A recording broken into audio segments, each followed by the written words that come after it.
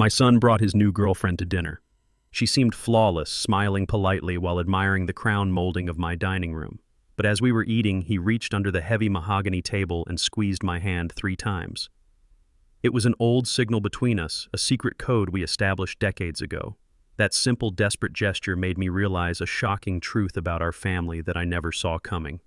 I thought he was begging me to save him from a monster. I did not know the monster was already inside the house.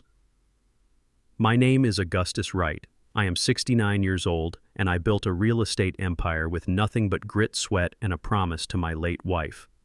Before I continue this story, let me know where you are watching from in the comments below.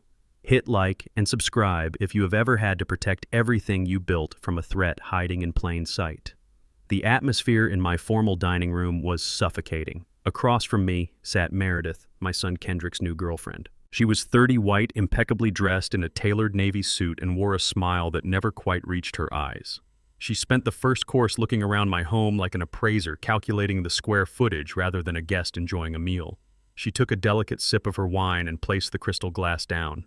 "You know, Augustus?" she began, her voice dripping with that specific polished condescension I had dealt with my entire career. "It is truly remarkable what you have accomplished. It is always so inspiring to see someone of your background overcome the odds. Your home is incredibly articulate, just like you. I am simply amazed at how well you have done for yourself." Every word was a calculated insult, a subtle reminder of the racial lines she clearly believed still defined us. I felt the familiar heat of anger flare in my chest, the same rage I used to conquer boardrooms. But I swallowed it. I smiled my calm, practiced smile. I nodded and cut my steak. I endured her quiet racism because I loved my son, and I wanted to give this woman a fair chance for his sake. But Kendrick was not eating. He sat stiffly beside her, his shoulders rigid, his eyes darting nervously between his plate and the front door. Suddenly I felt a cold, trembling hand brush against my knee under the table. It was Kendrick. His fingers found my palm, and he squeezed. 1, 2, 3. 3 rapid, desperate squeezes. My heart stopped. The world around me seemed to freeze. The clinking of silverware and Meredith's endless, arrogant chatter faded into a dull hum. 3 squeezes. It was a signal we had not used in over 25 years. The memory hit me with the force of a physical blow. Kendrick was 10 years old. We were at a crowded summer festival, and a group of older, vicious boys had cornered him near the grandstand. He was terrified, tears streaming down his face, completely paralyzed by fear. I had walked up right behind him. He reached back, grabbed my hand, and squeezed exactly 3 times. It was the code my late wife Loretta and I had taught him. It meant, "Dad, save me. I am in trouble." I stepped in front of him that day, standing between my boy and the world, and I made sure those bullies never looked in his direction again. Loretta and I had promised each other we would always be his shield. Now, 25 years later, a grown man of 35, he was using it again. I looked at my son across the candlelight. His face was a mask of sheer terror. He was sweating slightly, his jaw clenched so tight I could see the muscle jumping. He looked like that 10-year-old boy again, trapped and begging his father for rescue. My internal world exploded. The fatherly instinct, fierce and primal, ignited every nerve in my body. Who was threatening him? Was it the mob? Was it a loan shark? Or was it the woman sitting right next to him? Meredith continued talking, completely oblivious to the silent, desperate conversation happening inches away from her. She went on about her high-end lifestyle and her connections, her voice grating on my nerves. I realized then that she was not just a snobbish, entitled woman. She was a threat. My son was being held hostage in his own life, and she was the warden. The polite, wealthy old man facade I was wearing melted away instantly. The ruthless street fighter who clawed his way out of the slums woke up. I had to get Kendrick out of this. I had to know what kind of danger had followed him into my home. I wiped my mouth methodically with my linen napkin and set it gently beside my plate. "This meal calls for something truly special," I said, keeping my voice deep, smooth, and perfectly even. "I have a vintage bottle of Cabernet in the cellar that I have been saving for a momentous occasion. Excuse me for just a moment, I will be right back." Meredith clapped her hands together lightly, her fake smile widening. "Oh, that sounds absolutely delightful, Augustus. We will be right here." I stood up, gave Kendrick a brief, reassuring look that I hoped conveyed I understood his silent plea, and walked out of the dining room. But I did not go down the hall toward the wine cellar. My footsteps made no sound on the thick Persian rug as I turned sharply into the front foyer. Meredith had left her designer leather handbag resting on the console table by the entrance. I am not a man who violates privacy lightly. I have built my reputation on honor and hard boundaries, but honor takes a back seat when my blood is in danger. My son was screaming for help in silence, and I was going to find out why. I stepped up to the table. The house was quiet save for the faint murmur of Meredith's voice echoing from the dining room. I unclasped the gold latch of her heavy leather bag. The interior was lined in red silk. I expected to find the usual things: a compact mirror, expensive lipstick, perhaps a threatening letter from whoever was squeezing my son for money. I pushed aside a leather wallet and a set of keys, digging deeper into the main compartment. My fingers brushed against a thick folded stack of heavy parchment paper. I pulled it out into the dim light of the foyer. It was not a letter from a loan shark. It was a legal document. I flipped open the first page, and the bold black letters at the top made the blood freeze in my veins. Durable power of attorney and transfer of assets. I scanned the paragraphs rapidly. It was a complete legal surrender of the Augustus Wright Trust, transferring total control of my entire real estate empire, my bank accounts, and my home. But that was not the worst part. Attached to the back was a blank medical assessment form declaring me mentally incompetent, suffering from advanced rapid-onset dementia. My hand shook. I reached back into the bottom of the designer bag, feeling for a pen or a seal. Instead, my fingers wrapped around something hard, cold, and cylindrical. I pulled it out. It was a medical-grade syringe, fully capped, loaded to the brim with a clear, unidentified liquid. They did not come to my house for dinner. They came to destroy my mind and steal my life. I shoved the documents and the syringe back into the silk lining of her bag, snapping the gold clasp shut with a soft, decisive click. My heart hammered a frantic rhythm against my ribs, but I forced my breathing to slow down. 40 years in the cutthroat real estate business taught me one vital lesson: never let your enemy know you see the blade in their hand. I took a deep breath, smoothing the lapels of my jacket, and walked toward the wine cellar. I bypassed the vintage Cabernet and grabbed a dusty bottle of cheap Pinot Noir. I needed to play the part they had written for me. When I stepped back into the dining room, I let my shoulders slump just a fraction. I allowed a slight, noticeable tremor to enter my hands as I approached the table. I fumbled with the corkscrew, pretending to struggle with the simple mechanism. Meredith watched me with hawk-like precision, her eyes calculating and cold. I poured the wine, letting a few drops spill onto the pristine white tablecloth. "Oh, clumsiness is catching up with me," I muttered with a weak, apologetic chuckle. Meredith's smile widened, transforming from polite to predatory. She leaned forward, resting her elbows on the mahogany table, looking at the spilled wine as if it were a personal victory. "Oh, do not worry about it, Augustus," she purred, her voice dripping with artificial sympathy. "We all have our clumsy moments as we get older. Tell me, how has your memory been lately? I read a fascinating article about cognitive decline in seniors. It can sneak up on you without warning." I gave a bewildered, slightly vacant look, a performance worthy of a seasoned actor. My memory, "Oh, it is fine, I suppose. I misplace my keys now and then. Nothing serious." I noticed Kendrick shifting uncomfortably in his chair. He looked down at his plate, refusing to meet my eye. "Dad, you forgot my birthday last month?" Kendrick interjected, his voice trembling perfectly. He sounded exactly like a concerned, loving son. "You called me 2 days late. I have been telling you to see Dr. Evans for a checkup." The betrayal hit me harder than the sight of the syringe. Kendrick was feeding her narrative. My own flesh and blood was paving the way for my institutionalization. I did not forget his birthday. I had bought him a vintage watch and handed it to him over breakfast on the exact day. But I swallowed the truth, offering a confused, helpless nod. "Did I am sorry, son. Time just slips away these days." Meredith's eyes gleamed with raw greed. She began looking around the dining room again, her gaze sweeping over the crystal chandelier, the original oil paintings, and the imported hardwood floors. "This property is truly magnificent, Augustus," she said, her tone casually dismissive, yet appraising. "The market value in this specific neighborhood has skyrocketed. Maintaining a place this massive must be a terrible burden for a man living alone, especially with your slipping memory. Have you ever considered downsizing, maybe transitioning into an assisted living facility? It would take so much stress off your shoulders." "And Kendrick chimed in right on cue. "It is true, Dad. We worry about you being here all by yourself. What if you leave the stove on? What if you fall on those marble stairs? We just want you to be safe." I looked between the two of them. They were a perfectly rehearsed team. She was the driving force, the architect of this nightmare, and my son was her willing pawn, twisting the knife of false concern. They were burying me alive right here at my own dining table under the guise of love and safety. I gave them exactly what they wanted. A fragile, tired sigh. "Maybe you are right," I whispered, staring blankly at my plate. "Maybe it is getting to be too much for me." The rest of the dinner was a masterclass in psychological warfare, with Meredith subtly inventorying my assets while Kendrick played the dutiful, worried heir. The agonizing evening finally came to an end.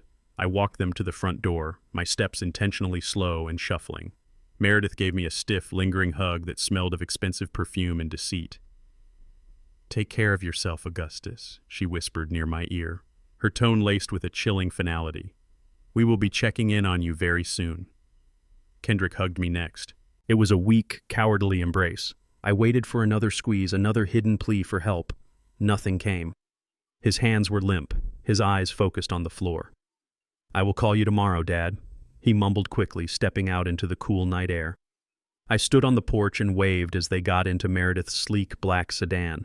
I kept the vacant, friendly smile plastered on my face until their taillights disappeared around the corner of the gated community. The moment they were out of sight, the frail old man vanished. My posture straightened, my jaw locked, and the fire in my blood flared to life. I stepped back inside and slammed the heavy oak door shut, engaging the deadbolt, the chain lock, and the electronic security system. The house plunged into a fortress-like silence. I did not waste a single second. I sprinted down the hallway toward my private study at the back of the house. I locked that door too. I dropped into my leather desk chair and fired up my encrypted computer. My mind raced through 1,000 terrifying scenarios. If they had a syringe and a transfer of assets document ready, they were already moving.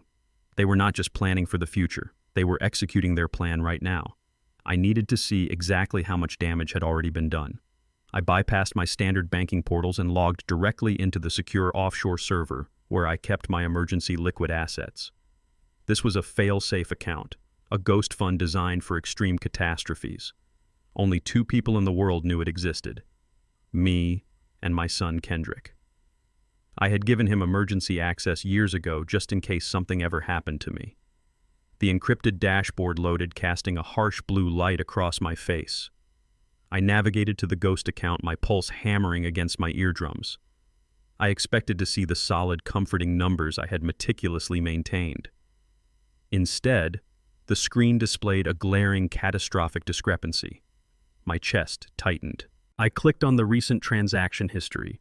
My breath caught in my throat. $50,000 had been wired out of the account. I checked the timestamp on the transaction. It had been executed exactly 2 hours ago, right as we were sitting down for dinner, right as Kendrick was squeezing my hand under the table, begging for my help. The transfer was authorized using a certified electronic signature. My signature. A signature I had not authorized. My son had not been squeezing my hand to ask for rescue.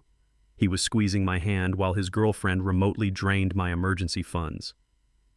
The distress signal was nothing more than a sick, calculated misdirection.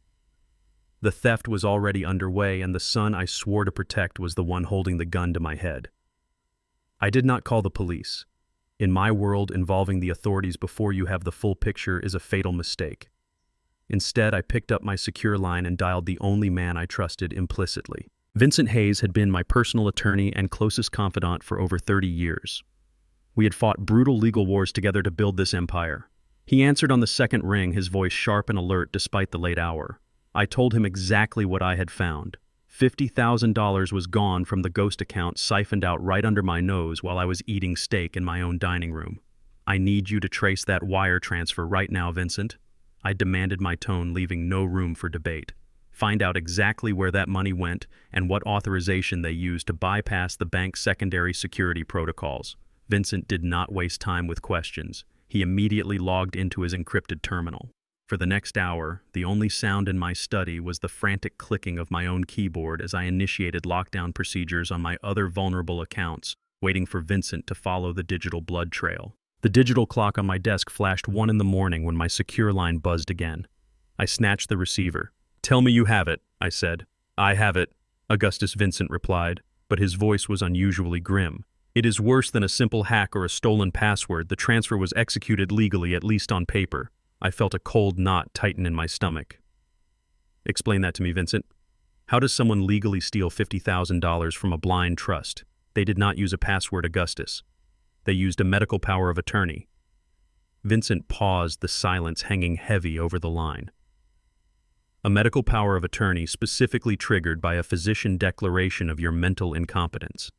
They filed a certified medical document claiming you are suffering from rapid onset dementia and are no longer fit to manage your own financial affairs. The document grants Kendrick full conservatorship over your emergency assets. The room spun for a fraction of a second. The blank medical assessment form I had seen in Meredith's handbag earlier that evening suddenly made perfect, horrifying sense. They had not just drafted it. They had already executed a version of it. Who signed the medical declaration? I demanded, my voice dangerously low. Vincent typed rapidly on his end. A Dr. Eris Thorne, private practice downtown. The signature was authenticated yesterday morning. A tidal wave of realization crashed over me. Meredith was not just an opportunistic gold digger. She was a highly organized, dangerous predator. She had doctors on her payroll. She knew how to navigate complex trust law. And she had her claws buried deep into my son. The three squeezes under the table flashed in my mind again. Kendrick was not complicit in this. He was a hostage. Meredith must have found out about the ghost account, backed him into a corner, and forced him to facilitate the transfer. If she was bold enough to forge medical documents and steal $50,000 right out of the gate, what else was she capable of? She had a syringe in her purse. She was planning to poison me, incapacitate me, or worse, and she was forcing my boy to watch. I had to act carefully. If I spooked her, Kendrick would be the one to pay the price. Lock down every other account, Vincent, I ordered. Everything. Put a freeze on the main trust. But leave the ghost account open. Let her think she still has access. We need her to feel confident until I figure out how to extract my son from her grip. I hung up the phone and leaned back in the heavy leather chair. The image of Loretta, my late wife, stared back at me from a silver frame on the desk. I promised her I would protect our boy. I had built a fortress of wealth to shield him from the harsh realities of this world, but I had failed to protect him from the snakes that slithered inside the gates. I would not fail him now. Whatever Meredith was threatening him with, I would dismantle it piece by piece. I would tear her operation to the ground and bury her under the rubble. At exactly 2 o'clock in the morning, my cell phone shattered the dead silence of the study. The caller ID glowed brightly in the dark room. Kendrick. I answered immediately, pressing the phone tight against my ear. Kendrick, are you all right? I asked, my voice laced with genuine paternal concern. Dad. Kendrick's voice was a jagged, hysterical sob. Dad, you have to help me, please, you have to help me. He was hyperventilating, his breaths coming in sharp, ragged gasps. Slow down, son. Talk to me. Where are you? What is happening? It is Meredith, Dad. She is not who you think she is. Kendrick wept, his voice cracking with pure terror. She is a monster. She has people, dangerous people. I owe them money, Dad, a lot of money. I did not know how bad it was until it was too late. They are forcing me to do this. The transfer tonight, that was her. She made me do it. I kept my voice incredibly calm, playing the role of the terrified but steady father. What do they want, Kendrick? Tell me what they want, and I will fix it. They want the South Side Commercial District. He sobbed, the panic in his voice escalating. She has the transfer deeds ready. She says, if you do not sign the commercial district over to me by tomorrow morning, her people are going to kill me. Dad, they are going to kill me. They have guns. You have to sign it, Dad. Please, just sign the buildings over so I can pay them off and get away from her. I am so sorry I brought this to your door. I am so sorry. I closed my eyes, absorbing the sheer desperation in my son's voice. The Southside Commercial District was the crown jewel of my real estate portfolio. It was worth tens of millions. It was the legacy I had intended to leave him. Handing it over under duress was madness, but listening to my boy cry for his life was tearing my heart apart. I will do whatever it takes to keep you safe, son, I promised fiercely. Just tell me where to meet you. As Kendrick continued to weep into the receiver, something caught my attention. A faint, rhythmic rustling in the background. As a man who routinely dealt with corporate espionage, my home office was equipped with a state-of-the-art digital audio console. I quickly routed the live call through my computer sound isolation software. I engaged the active noise cancellation and cranked up the vocal enhancement frequencies to isolate the background audio behind Kendrick's voice. The digital waveform on my monitor spiked. I put on my studio-grade headphones and listened closely. Behind the sound of my son's hysterical, pathetic sobbing, the background noise crystallized into absolute clarity. It was Meredith. She was not holding a gun to his head. She was standing right next to him. "Cry louder," her voice whispered, sharp, calm, and utterly devoid of threat. "Make the old man scared. Put some real panic into it, Kendrick. We almost have him." My blood turned to absolute ice. The crushing realization paralyzed me in my chair. I was not dealing with a gold digger holding my son hostage. I was dealing with my own flesh and blood. Kendrick and Meredith were partners. The entire distress signal was a calculated theatrical performance designed to exploit a father's love. The digital audio file played on a continuous loop in my headphones, but I only needed to hear it once. My own son. The boy I had protected from every shadow in the world was the one orchestrating my demise.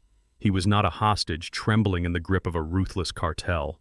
He was a predator weaponizing a father's unconditional love to steal an empire. The 3 squeezes under the dinner table were not a desperate plea for rescue. They were a psychological dagger expertly twisted into the softest part of my heart. I sat frozen in my leather chair, staring blankly at the glowing waveform on my computer monitor. A cold, suffocating numbness spread through my chest, extinguishing the frantic protective fire that had consumed me just moments ago. The boy I raised was dead.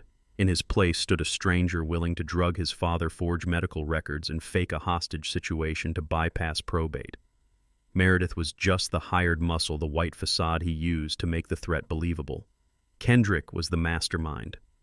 The silence in my study was absolute, mirroring the sudden, profound death of my paternal hope. My chest hollowed out, leaving nothing but a vast, freezing void. Memories of Loretta flooded my mind, unbidden and sharp. I remembered the sterile smell of her hospital room 10 years ago, the rhythmic, agonizing beep of her heart monitor. I had held her frail hand, the skin paper thin and cool to the touch. "Protect our boy Augustus," she had whispered, her voice barely a breath against the steady hum of the machines. "Do not let this harsh world harden him. Make sure he never has to fight the wars we fought." I had kissed her forehead and sworn an oath to God and to her that Kendrick would always be safe. I had spent the last decade fulfilling that promise with every ounce of my strength. I built walls of wealth and privilege around him. I funded his failed business ventures without question, bought his luxury cars, and cleared away every obstacle in his path before he even knew they were there. I gave him a life completely devoid of consequence, a life of absolute ease. And in doing so, I had created a monster. I had shielded him from the harsh realities of the world only to watch him become the very thing I tried to protect him from. An entitled, ruthless predator willing to devour his own blood for a bigger piece of the pie. I reached up and wiped a single hot tear from my cheek. It would be the last tear I ever shed for Kendrick Wright. I took a deep, shuddering breath and visualized a heavy iron vault closing around my heart, the heavy steel tumblers sliding into place with a resounding, permanent click. The grieving, desperate father was locked inside, buried alive. The man who remained sitting at the mahogany desk was Augustus Wright, the ruthless street fighter who had clawed his way out of the dirt to build a dynasty. If my son wanted to play a high-stakes game of deception, he was about to learn that I wrote the rule book and I owned the board. I leaned forward and pulled the phone microphone closer to my mouth. I injected my voice with a perfect blend of panic and capitulation. "Kendrick, I am here," I said, making my breathing sound erratic and shallow. "I will do it. I will sign the Southside Commercial District over to you right now. I cannot let them hurt you. Tell me where to bring the transfer deeds." There was a brief, muffled shuffle on the other end, followed by Kendrick's voice, thick with fake relief. "Oh, thank God, Dad." "Thank you. They are telling me to meet you at the old coffee shop on Elm Street. Just you. Bring the papers at 8 in the morning. They said if you call the police, they will kill me right there." "I will be there, son," I promised, infusing every ounce of faux desperation I could muster. "Hold on just a little longer." I hung up the phone. The performance was flawless. They thought they had won. They thought the old, wealthy, dementia-ridden fool was dancing exactly to their tune. I stood up from my desk and walked over to my personal safe. It was time to prepare the bait. I spent the next hour meticulously crafting a counterfeit set of transfer deeds. I used the official letterhead of my holding company, replicated the dense legal jargon perfectly, and signed the bottom with a deliberately shaky, fragile hand to match their narrative of my rapid cognitive decline. To the untrained eye or an eager, greedy son blinded by his own ambition, it looked like the keys to the kingdom. But legally, it was nothing more than expensive scrap paper. Before leaving my study, I opened a hidden compartment in my desk drawer and retrieved a military-grade micro GPS tracker. It was smaller than a dime, equipped with a heavy-duty magnetic adhesive base. I slipped it into my coat pocket. The morning sun was just beginning to break over the city skyline when I arrived at the Elm Street coffee shop. The place was mostly empty, smelling of roasted beans and stale regret. Kendrick was sitting in a corner booth, hunched over a cup of black coffee. He looked suitably disheveled, his clothes wrinkled, playing the role of the terrified hostage to absolute perfection. I rushed over to him, sliding into the booth and gripping his shoulders with trembling hands. "Are you hurt?" I asked, scanning his face with wide, fearful eyes. He shook his head, his hands trembling as he reached for the thick manila envelope I placed on the table. "No, they let me go for the meeting. Are these the papers?" I nodded, playing the broken, defeated man. "Everything is signed, Kendrick. The Southside District is yours. Just give this to them and come home." He clutched the envelope to his chest, a flicker of genuine, unadulterated triumph flashing in his eyes before he masked it with a grateful sob. "Thank you, Dad. You saved my life. I have to go before they get suspicious." He stood up hastily. I stood up with him, pulling him into a tight, desperate embrace. As my arms wrapped around his shoulders, I dropped my right hand down toward his waist, my fingers palming the micro-tracker. In one fluid, practiced motion, I pressed the adhesive backing firmly against the inner heel of his expensive Italian leather loafer. It stuck instantly, completely invisible. "Be careful, son," I whispered into his ear, letting my voice crack perfectly. He broke the hug, gave me one last terrified look, and hurried out of the coffee shop without looking back. I sat back down in the booth, ordering a black coffee from a passing waitress. I pulled out my secure smartphone and opened the tracking application. A small red dot blinked to life on the digital map, moving rapidly away from the cafe. I watched the screen with cold, detached precision. If Kendrick was truly being extorted by violent loan sharks, the dot would lead to a gritty warehouse, an abandoned lot, or a shady back alley in the dangerous part of town. Instead, I watched the red beacon travel smoothly down the interstate, bypassing the industrial zones entirely. The dot took the exit for the Silkwood District, the most affluent, exclusive neighborhood in the entire metropolitan area. I zoomed in on the map as the tracker finally came to a halt. Kendrick had not driven to a dangerous cartel hideout to hand over the deeds for his life. The GPS coordinates pinpointed his location perfectly. He was parked inside the private gated garage of an ultra-luxury penthouse high-rise, the exact kind of place a man would go to celebrate stealing his father's empire.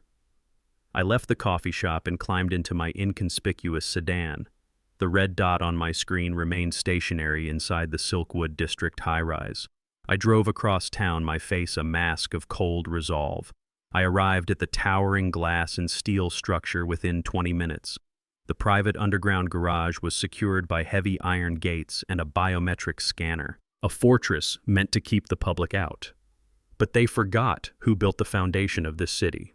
As a major developer, my holding company owned the underlying property management firm that serviced half the luxury towers in this zip code. I pulled a sleek black master override card from my wallet, swiped it against the reader, and watched the iron gates slide open without a sound. I drove down into the subterranean levels, the cool fluorescent lights reflecting off rows of luxury vehicles. I tracked the GPS signal to the VIP sub-basement. There it was. Kendrick's bright red Italian sports car parked arrogantly across two premium spaces. The engine was still ticking, radiating heat.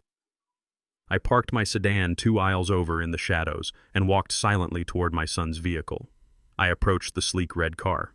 Kendrick always was careless. He relied on the building's security to protect his toys, never realizing that true power bypasses standard security. I took a small electronic key fob cloner from my coat pocket. It was a tool my security team used for asset recovery. I aimed it at the driver's side door, captured the residual signal, and clicked the button. The car unlocked with a soft double chirp. I popped the trunk and lifted the heavy carbon fiber lid. If Kendrick were truly the victim of a violent extortion ring, this trunk would hold desperate measures. Bags of bundled cash, threatening letters written in blood, or perhaps a weapon for self-defense. Instead, the trunk looked like the display window of a high-end boutique.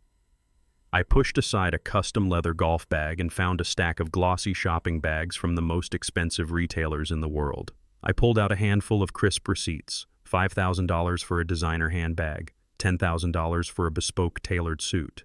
A receipt from a private jeweler caught my eye. It was for a flawless 4-carat diamond engagement ring. The total cost was $85,000 paid in full, utilizing funds siphoned directly from my compromised accounts. I tossed the receipt aside, my disgust deepening with every second. Underneath the shopping bags lay a thick leather-bound folio embossed with the logo of a rival real estate firm. I flipped it open. It was a finalized purchase agreement for a sprawling beachfront mansion in a tropical tax haven. The buyers listed on the contract were Kendrick Wright and Meredith Vance. They were not planning to pay off loan sharks. They were funding a lavish early retirement built on the stolen ruins of my life's work. They had used the fabricated story of armed thugs to extort the Southside Commercial District from me, intending to liquidate it and vanish into a life of absolute luxury. My son had put a price tag on his father, and the proceeds were paying for a tropical vacation and a diamond ring. I dug deeper into the trunk, my hands moving with surgical precision. I was looking for the real weapon, the tool they planned to use to execute their final takeover. Beneath the spare tire compartment, I found a locked steel briefcase. The combination was easy to guess.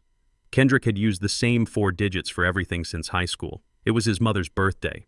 The sheer audacity of him using Loretta's sacred date to secure the instruments of my destruction made my vision blur with rage. I spun the dials, heard the mechanical click, and snapped the locks open. I lifted the heavy steel lid, bracing myself for whatever fresh betrayal lay inside. The interior of the briefcase was lined with dense foam. In the center lay a pristine manila folder. I pulled it out and opened it under the harsh garage lights. It was not a financial ledger. It was a clinical, step-by-step operational blueprint typed cleanly on crisp white paper. The heading read, Phase 3 Medical Transition. I scanned the bullet points, my blood running cold. It detailed a systematic schedule for poisoning me. It listed the exact dosages of a heavy, untraceable synthetic neurotoxin designed to rapidly mimic the symptoms of advanced Alzheimer's disease. The instructions were horrifyingly specific. Add 10 drops to his morning coffee. Increase dosage by 5 drops daily until severe disorientation is achieved. The next section outlined the logistics of my physical removal. It contained confirmed booking details for a private, highly restrictive psychiatric facility out of state, a place where wealthy families locked away their inconvenient elders. It noted the facility's strict no-visitor policy and authorized Kendrick as the sole point of contact. The final page was a checklist for the night they planned to extract me. It included instructions on how to use the syringe I had found in Meredith's purse to sedate me completely if I put up a fight. They were going to chemically fry my brain, drag me out of my own home in the dead of night, and lock me in a padded room until I forgot my own name. They had mapped out the total destruction of my mind and my dignity with the clinical detachment of a corporate merger. I stared at the blueprint, the sheer malice of it searing into my retinas. This was not just theft. This was premeditated psychological murder. They did not just want my empire. They wanted to erase the man who built it, turning me into a drooling, compliant ghost incapable of ever pointing a finger at them. I carefully folded the document, sliding it into the breast pocket of my coat. It was the ultimate piece of evidence. A sudden noise shattered the silence of the underground garage. The distinct echoing chime of the VIP elevator doors sliding open. I froze. High-heeled shoes clicked sharply against the concrete floor, accompanied by the heavy thud of men's dress shoes. They were laughing loudly. The victorious laughter of 2 people who believed they had just pulled off the heist of the century. I gently lowered the trunk lid, leaving it unlatched to avoid the loud mechanical click. I ducked down, instantly pressing my back against the cold side panel of the red sports car. The footsteps grew louder, moving directly down my aisle. Through the narrow gap between the sports car and a massive black SUV parked next to it, I saw them. Kendrick and Meredith. They were walking arm in arm, stopping to kiss passionately. Kendrick had a smug, triumphant grin on his face. He held the manila envelope I had given him at the coffee shop, waving it like a trophy. I was trapped in the tight space between the two vehicles, completely cornered. Meredith giggled, pulling Kendrick toward the rear of the car. "We need to put the deeds in the safe," she purred. "Open the trunk." I pressed my back against the cold metal of the sports car, my breath caught tight in my throat. Kendrick reached for the trunk latch. I had less than a second before he opened it and found the combination lock spun and the foam insert disturbed.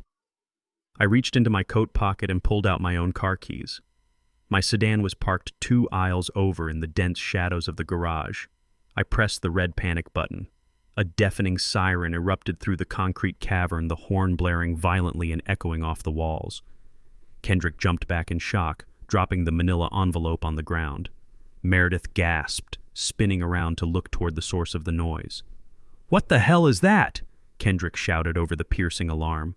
He grabbed Meredith by the arm, pulling her away from the sports car and toward the elevator bank to seek safety. The moment their backs were turned, I slipped out from the narrow gap. I moved silently and swiftly, blending into the shadows of the concrete pillars until I reached the emergency stairwell. I pushed the heavy metal door open and stepped inside, my heart hammering against my ribs. I reached into my breast pocket and felt the crisp paper of the medical blueprint. The document bore the signature of the man who had rubber-stamped my mental destruction. Dr. Eris Thorne. I had my next target. The morning sun was brutally bright as I pulled up to the upscale medical plaza in the financial district. Dr. Eris Thorne operated a boutique concierge clinic on the top floor, catering exclusively to the city elite. I did not bother making an appointment. I walked past the marble front desk, completely ignoring the protests of the startled receptionist. "Sir, you cannot go back there," she called out, picking up her phone to call security. I did not slow my pace. I reached the heavy frosted glass door bearing Thorne's name and kicked it open with the flat of my heavy boot. The door slammed against the interior wall with a sound like a gunshot. Dr. Thorne was sitting behind a massive teak desk, sipping coffee and reviewing a patient chart. He was a distinguished-looking man in his early 50s with silver hair and a tailored designer lab coat. He jumped to his feet, spilling hot coffee down his pristine shirt. "Who do you think you are?" he demanded, his face flushing with arrogant outrage. "I am calling the police right now." I walked slowly into the room, my presence filling the space. "I am Augustus Wright," I said, my voice echoing with a low, lethal resonance. "The man you diagnosed with rapid-onset dementia yesterday morning without ever having the courtesy to look me in the eye." Thorne froze. The color completely drained from his face, leaving him a sickening shade of gray. His hand hovered over his desk phone, trembling uncontrollably. I reached into my leather briefcase and pulled out a thick black dossier. My attorney Vincent had worked through the night, utilizing every contact in his vast network to pull the thread on Dr. Thorne. I slammed the dossier onto the center of his desk, the heavy thud rattling his coffee cup. "Let us test your cognitive function today, doctor," I said, leaning over the desk so my face was inches from his. "Inside that folder are the records of 3 offshore shell companies registered in the Cayman Islands under your wife's maiden name. There are also bank statements detailing exactly 42 wire transfers made by the families of wealthy seniors right before you declared those seniors legally incompetent. You have been running a highly lucrative side business selling fake medical diagnoses to greedy heirs, and you have not paid a single dime of federal income tax on those bribes." Thorne collapsed back into his ergonomic chair, his breathing shallow and rapid. He stared at the open folder, his eyes wide with absolute terror. "You have no proof of this," he stammered, though his voice lacked any conviction. "It is completely inadmissible. It does not need to be admissible in a courtroom to trigger a full IRS audit," I replied coldly. "I have already drafted the anonymous tip to the federal tax authorities and the state medical board. But I will not stop there. I own the commercial holding company that leases this building. I am your landlord. I will evict you by the end of the week. Then I will personally fund a class action lawsuit on behalf of every family you have destroyed. I will strip you of your medical license, drain your bank accounts, and ensure you spend the rest of your life in a federal penitentiary." The psychological warfare worked exactly as I intended. Thorne was not a hardened criminal. He was a coward in a white coat who had gotten far too comfortable playing God with the lives of the elderly. Faced with the absolute certainty of his own destruction, the arrogant physician completely crumbled. He buried his face in his hands, a pathetic sob escaping his lips. "Please," he begged, his voice muffled by his trembling fingers. "Please, Mr. Wright, I will lose everything. My practice, my family. You cannot do this to me. "I can and I will," I stated, circling the desk and standing directly over him. "Unless you start talking right now. I want to know exactly how the assessment was ordered. I want to know the exact timeline. Give me every detail of the transaction, and I might consider letting you keep your freedom." Thorne looked up, his eyes bloodshot and frantic. He reached a shaking hand into his desk drawer and pulled out a locked ledger, frantically tossing it onto the desk. "It was all him," Thorne cried out, pointing a trembling finger at the air. "Your son, Kendrick. He came to me 2 months ago. He said you were losing your grip on reality and making terrible financial decisions that were going to bankrupt the family trust. He paid me $20,000 in cash to pre-sign the medical power of attorney." I stared at him, processing the timeline. 2 months ago. Kendrick had been planning this long before Meredith ever stepped foot in my dining room. I grabbed Thorne by the collar of his expensive lab coat and hauled him halfway out of his chair. "And Meredith?" I demanded, my grip tightening against his throat. "How did she facilitate the fake medical records? Did she deliver the cash?" Thorne choked, his eyes bulging as he struggled to breathe. He shook his head frantically. "Meredith did not facilitate anything. She is not his girlfriend." I released his collar, letting him drop heavily back into his chair. "What did you just say?" I asked, my voice a deadly whisper. Thorne gasped for air, massaging his throat. "Meredith Vance is not a girlfriend." He wheezed, his eyes darting away from mine in terror. "She is a black market attorney. She was disbarred 5 years ago in New York for corporate embezzlement. She operates entirely in the shadows now. She specializes in hostile asset takeovers of the elderly." The room tilted slightly. The ground beneath my feet felt entirely unstable. Kendrick did not get trapped by a gold digger.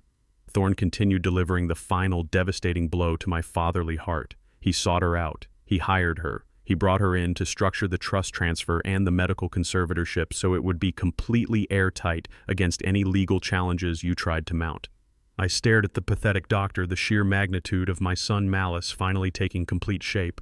"And what is her fee?" I asked. Thorne swallowed hard, a drop of sweat rolling down his temple. "Kendrick agreed to pay her 20% of your total estate the moment you are locked inside the psychiatric facility." I left Dr. Thorne trembling in his sterile office and drove back to my estate. The city blurred past my windows, a gray smear against the sharp, crystalline focus taking over my mind. My own son had not just fallen in with the wrong crowd or made a desperate, panicked mistake. He was the architect of my destruction. He had actively hunted down a disgraced black market attorney and paid her 20% of my legacy to build an airtight cage for me. The sheer theatricality of it all made my stomach churn with a profound, visceral disgust. Bringing Meredith to my home, parading her as the woman he loved, utilizing the 3 squeezes under the dinner table. It was all a grotesque stage play designed to manipulate the deepest, most vulnerable parts of my fatherly soul. I pulled through my private security gates and parked the car, gripping the steering wheel until my knuckles ached.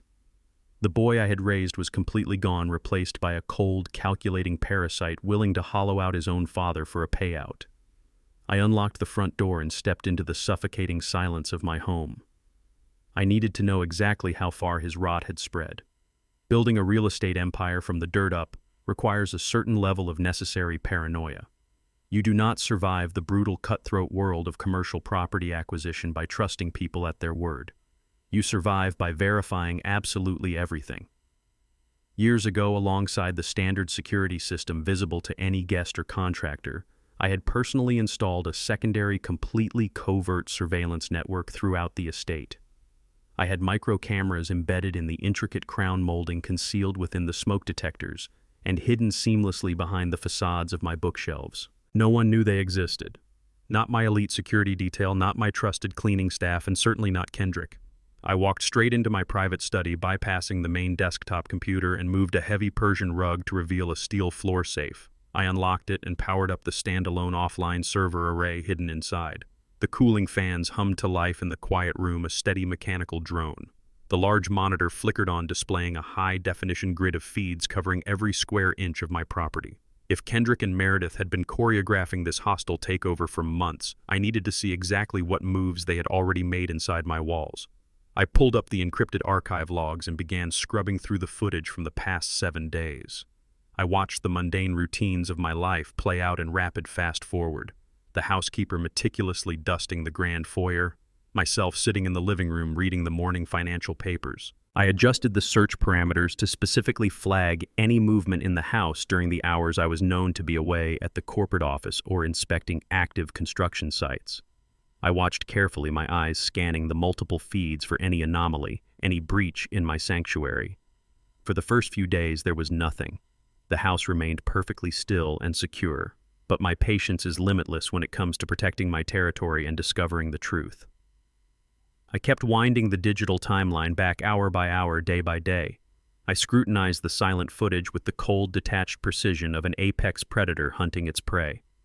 I shifted my focus to the kitchen camera, a wide-angle lens hidden flawlessly inside the digital clock on the microwave. I fast-forwarded through the weekend and into the early days of the week. My finger hovered over the pause button as a sudden flash of movement broke the static stillness of the empty kitchen. I slowed the playback to normal speed and leaned closer to the high-resolution monitor, my heart turning into a block of solid ice in my chest. The timestamp glowing in the bottom corner of the screen read Tuesday, exactly 3 o'clock in the afternoon. I was scheduled to be across town at a lengthy zoning board meeting, a meeting Kendrick knew all about because he had specifically asked about my schedule the night before, under the guise of making dinner plans. The heavy mahogany door leading from the garage to the kitchen eased open without a sound. Kendrick stepped inside. He did not call out to see if anyone was home. He moved with a stealthy, deliberate caution, his eyes darting around the pristine room to ensure he was completely alone. He was wearing dark, nondescript clothes, a stark contrast to his usual tailored designer suits, and he kept his head angled slightly down. He walked directly to the marble island in the center of the kitchen. He did not go to the refrigerator for a drink or the pantry for a snack. He moved with chilling, undeniable purpose toward the small wooden cabinet where I kept my daily supplements and my prescription heart medication. I watched my son reach out and pull the amber plastic bottle of my beta blockers from the top shelf. He held it in his hand, examining the label closely to verify he had the right prescription. He then reached deep into the pocket of his dark jacket and pulled out a small, clear plastic vial. My breath caught in my throat. The betrayal unfolding on the screen was so intimate, so profoundly evil, it felt like a physical violation of my home. Kendrick unscrewed the child-proof cap of my medication bottle. He placed it carefully on the marble counter, making sure not to make a single sound. He uncapped the small, clear vial he had brought with him. He looked over his shoulder one last time, scanning the empty kitchen, completely unaware of the hidden lens recording his every move. I watched in absolute horror as my son carefully tapped the edge of the clear vial against the opening of my medication bottle. A fine, chalky white powder cascaded down, coating the capsules inside. It was the synthetic neurotoxin from the operational blueprint I had found in the trunk of his sports car. The chemical weapon designed to rapidly destroy my cognitive functions and perfectly mimic the symptoms of advanced dementia. He was not just waiting for my mind to fail, he was actively destroying it. Kendrick securely screwed the cap back onto my medication, gave the bottle a gentle, methodical shake to distribute the lethal powder evenly among the pills, and placed it exactly where he had found it on the shelf. He wiped the marble counter with his sleeve, turned on his heel, and slipped back out the garage door, disappearing like a thief in the daylight. I sat frozen in the cold glow of the monitor. My own flesh and blood was systematically poisoning my daily medication. He was murdering me slowly, dose by dose, with his own hands. The screen faded to black, leaving my study bathed in shadows. I did not smash the monitor. I did not scream. I methodically shut down the server and locked the safe. The son I loved was dead, and I was going to bury the man who took his place. I picked up my phone and dialed Kendrick. He answered on the second ring, his voice dripping with faux concern. I forced my tone to sound hollow, defeated, and exhausted. "Kendrick," I rasped, letting a heavy sigh escape my lips. "I have been thinking a lot about what you and Meredith said at dinner. You are right. The business, this massive house, it is all becoming too much for me. My mind is not what it used to be. Come over this Saturday for a barbecue in the backyard. Bring Meredith. It is time we sit down and talk about handing over the assets. I want you to take control of the empire." The sharp intake of breath on the other end of the line was audible. The predator had just been offered the keys to the slaughterhouse. He agreed immediately, his voice trembling with manufactured gratitude. Saturday afternoon arrived thick with summer heat. The sprawling backyard of my estate was perfectly manicured, the scent of smoked hickory and roasting brisket filling the air. It looked like a picture-perfect family gathering. In reality, it was a psychological battlefield. I greeted them at the patio door, shuffling my feet slightly, rounding my shoulders to diminish my imposing stature. I was playing the role of a fading king, eager to abdicate his throne. Meredith wore a pristine white sundress, her fake smile permanently plastered to her face. Kendrick carried a bottle of bourbon, acting the part of the dutiful, supportive son. I led them to the heavy iron patio table under the shade of a massive oak tree. The table was set with fine crystal and expensive cuts of meat, a final feast before the execution they had planned. I sat down heavily, rubbing my temples as if fighting off a persistent fog. Meredith immediately launched into her sweet, patronizing routine, asking if the heat was too much for my condition. I mumbled a confused response, staring blankly at the brisket on my plate. Then came the moment of truth. I reached into my cardigan pocket and pulled out the amber prescription bottle, the very same bottle Kendrick had poisoned days earlier. I had, of course, emptied the toxic capsules into a hazardous waste container and replaced them with standard harmless vitamin supplements that looked identical. My hands shook violently as I unscrewed the child-proof cap. It was a calculated, Oscar-worthy performance. I fumbled with the bottle, dropping 2 pills onto the glass table before finally securing one between my trembling fingers. I lifted the glass of water to my lips, spilling a few drops down my chin, and swallowed the pill. I lowered my gaze, pretending to catch my breath, but I watched them through the reflection of the glass tabletop. Kendrick and Meredith exchanged a swift, knowing look. It was a look of pure, unadulterated victory. A sinister, arrogant smirk flashed across Meredith's face while Kendrick gave a microscopic, satisfied nod. They believed the poison was working. They believed they were watching my brain chemically dissolve right in front of their eyes. My blood boiled, but I maintained my fragile facade. I dabbed my chin with a napkin and smiled weakly at the 2 monsters sitting at my table. "I just need to stay on top of my medication," I whispered, my voice incredibly frail. "My doctor says it is very important." Kendrick reached over and patted my hand, the same hand he had squeezed under the dining table to fake a cry for help. "We are here for you, Dad," he lied flawlessly. "You do not have to worry about anything anymore." The afternoon wore on, the air thick with their arrogant complacency. They thought I was completely neutralized. It was time to strike. I stood up to pour another round of wine, my grip intentionally unsteady on the heavy crystal decanter. Meredith had placed her designer handbag and her sleek smartphone right on the edge of the table. As I leaned over to fill her glass, I feigned a sudden, violent muscle spasm. My wrist jerked and the decanter tilted sharply. A cascade of dark red wine splashed directly across the table, drenching the side of her expensive bag and completely covering her phone. Meredith gasped, jumping back from the table. "Oh my God," she shrieked, her carefully constructed, polite persona slipping for a fraction of a second. "I am so incredibly sorry," I babbled, grabbing a handful of thick cloth napkins and rushing around the table. My hands just gave out. "Please let me clean this." I snatched her phone from the puddle of wine before she could reach it. "I will dry this off inside. It needs a microfiber cloth so the speakers do not get ruined," I insisted, not waiting for her permission. I turned and shuffled quickly into the kitchen, out of their line of sight. The moment I crossed the threshold, the shuffling old man vanished. I moved with lightning speed. I pulled a military-grade data extraction USB drive from my pocket. I wiped the wine off her screen, jammed the drive into the charging port of her phone, and pressed the activation button. The drive was designed for corporate espionage, engineered to bypass standard encryption and clone internal data packets in seconds. A small LED light on the drive blinked rapidly. I counted the seconds in my head. 10, 20, 30. The light turned a solid, reassuring green. The extraction was complete. I ripped the drive out, shoved it back into my pocket, and gave the phone a final thorough wipe down with a towel. I walked back out to the patio, holding the spotless phone out to Meredith with a deeply apologetic smile. "Good as new," I said, handing the device back to her. "I cannot apologize enough for my clumsiness."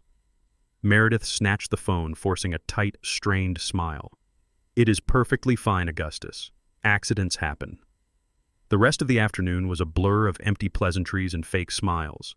As soon as they finally drove away, I locked the doors and sprinted back to my study. I plugged the extraction drive into my offline server and ran the decryption protocol. Meredith was a professional, but she was arrogant, and arrogant people leave digital footprints. The software ripped through her encrypted messaging apps and private email folders, pulling up her direct communications with the corrupt psychiatric facility.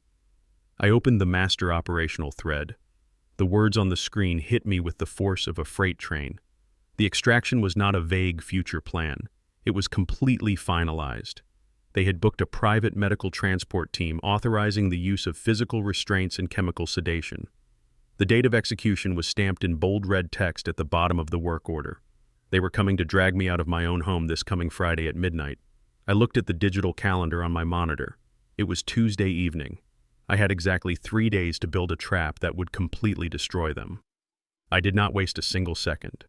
As soon as I processed the terrifying reality of their Friday night extraction plan, I picked up my secure line and called Vincent. He arrived at my estate within 20 minutes, slipping quietly through the private service entrance to avoid any potential surveillance Kendrick might have arranged. We locked ourselves inside my study. The heavy mahogany doors were bolted shut, and I activated the electronic sweepers to jam any listening devices. We had exactly 72 hours before a private medical team showed up to drag me out of my own house in a chemical straitjacket. I poured us both a glass of neat bourbon and showed Vincent the decrypted operational timeline I had pulled from Meredith's phone. I watched the color completely drain from the face of a man who had spent 3 decades navigating corporate bloodbaths and vicious legal warfare. He took a slow, heavy sip of his drink and looked at me across the desk. "What is the play, Augustus?" he asked, his voice rough. "Do we call the police?" I shook my head. My jaw locked so tight my teeth ached. "If we call the police now, they will just scatter. They will hire expensive defense attorneys, drag this out in the courts for years, and claim I am a paranoid old man making up wild stories to punish my son. I do not want them to scatter, Vincent. I want them to step right into a bear trap of their own making. I want to completely obliterate them. We are going to give Kendrick exactly what he has been begging for."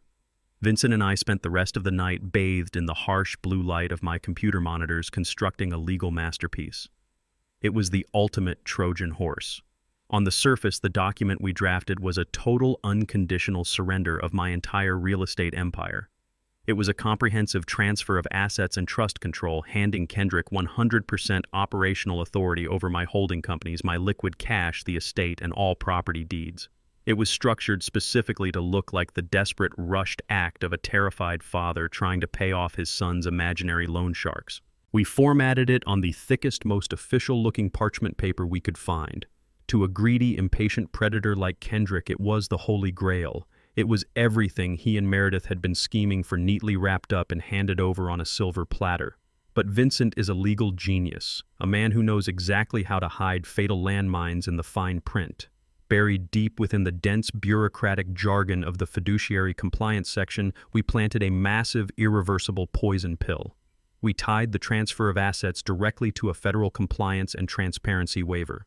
The clause explicitly stated that by signing the document and accepting the role of primary beneficiary and trustee, the signatory granted immediate, unredacted, and irrevocable consent to a full financial audit by the Internal Revenue Service and the Federal Bureau of Investigation. The language was meticulously engineered to waive all rights to financial privacy, triggering an automatic federal review of all shell companies, offshore accounts, and private ledgers linked to the trustee under the strict guidelines of anti-money laundering statutes.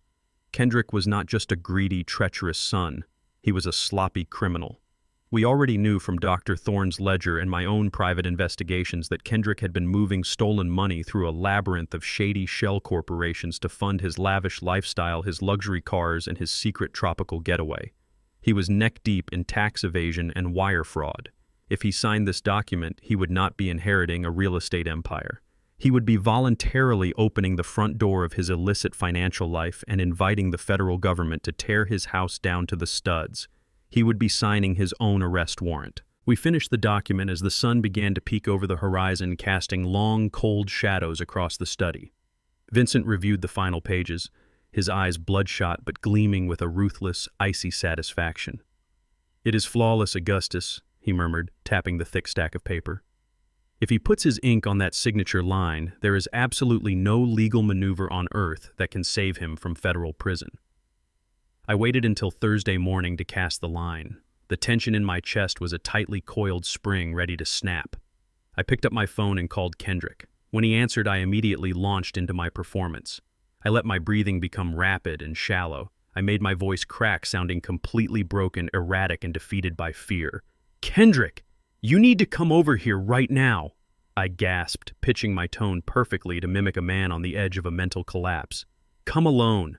I have the papers. I had Vincent draft everything last night. I am giving you the entire portfolio. You can liquidate whatever you need to pay off those monsters threatening you. Just please get them off your back. I cannot lose you to those people." He was at my front door in less than 30 minutes. He rushed into the study, his face a carefully constructed mask of manufactured panic and feigned reluctance, but I could see the raw, unadulterated greed burning like a bonfire behind his eyes. He looked at the thick stack of parchment sitting on my mahogany desk as if it were a pile of solid gold bricks. "Dad, are you sure about this?" he asked, his voice trembling with fake guilt. "I hate that I brought this trouble to your doorstep. I am so sorry I failed you." I grabbed his shoulders, squeezing them hard, playing the desperate, loving father to the very last second. "I am sure, son. I am doing this to save your life. Just sign the documents. Take the power of attorney. Take the holding companies. Take everything. Just fix this mess so we can be safe." Kendrick did not need to be told twice. The mask of the reluctant, frightened son slipped instantly. He practically lunged for the solid gold fountain pen resting on the leather blotter. He did not read the fine print. He did not scan the fiduciary compliance section. He was entirely blinded by his own towering arrogance and his desperate, ravenous hunger for my wealth. I watched with a sickening mix of profound grief and ice-cold vengeance as my own flesh and blood flipped directly to the last page. He gripped the pen so tightly his knuckles turned white and aggressively scrawled his signature across the bottom line. The scratching sound of the metal nib against the paper sealed his fate forever. "It is done, Dad." Kendrick breathed out, slapping the folder shut. He could not completely hide the victorious, arrogant smirk pulling at the corners of his mouth. "I will take this to the bank right now and get those guys off our backs. Everything is going to be fine now, I promise." He grabbed the folder, gave me a quick, meaningless hug, and practically sprinted out of the study, eager to show his criminal partner the ultimate prize.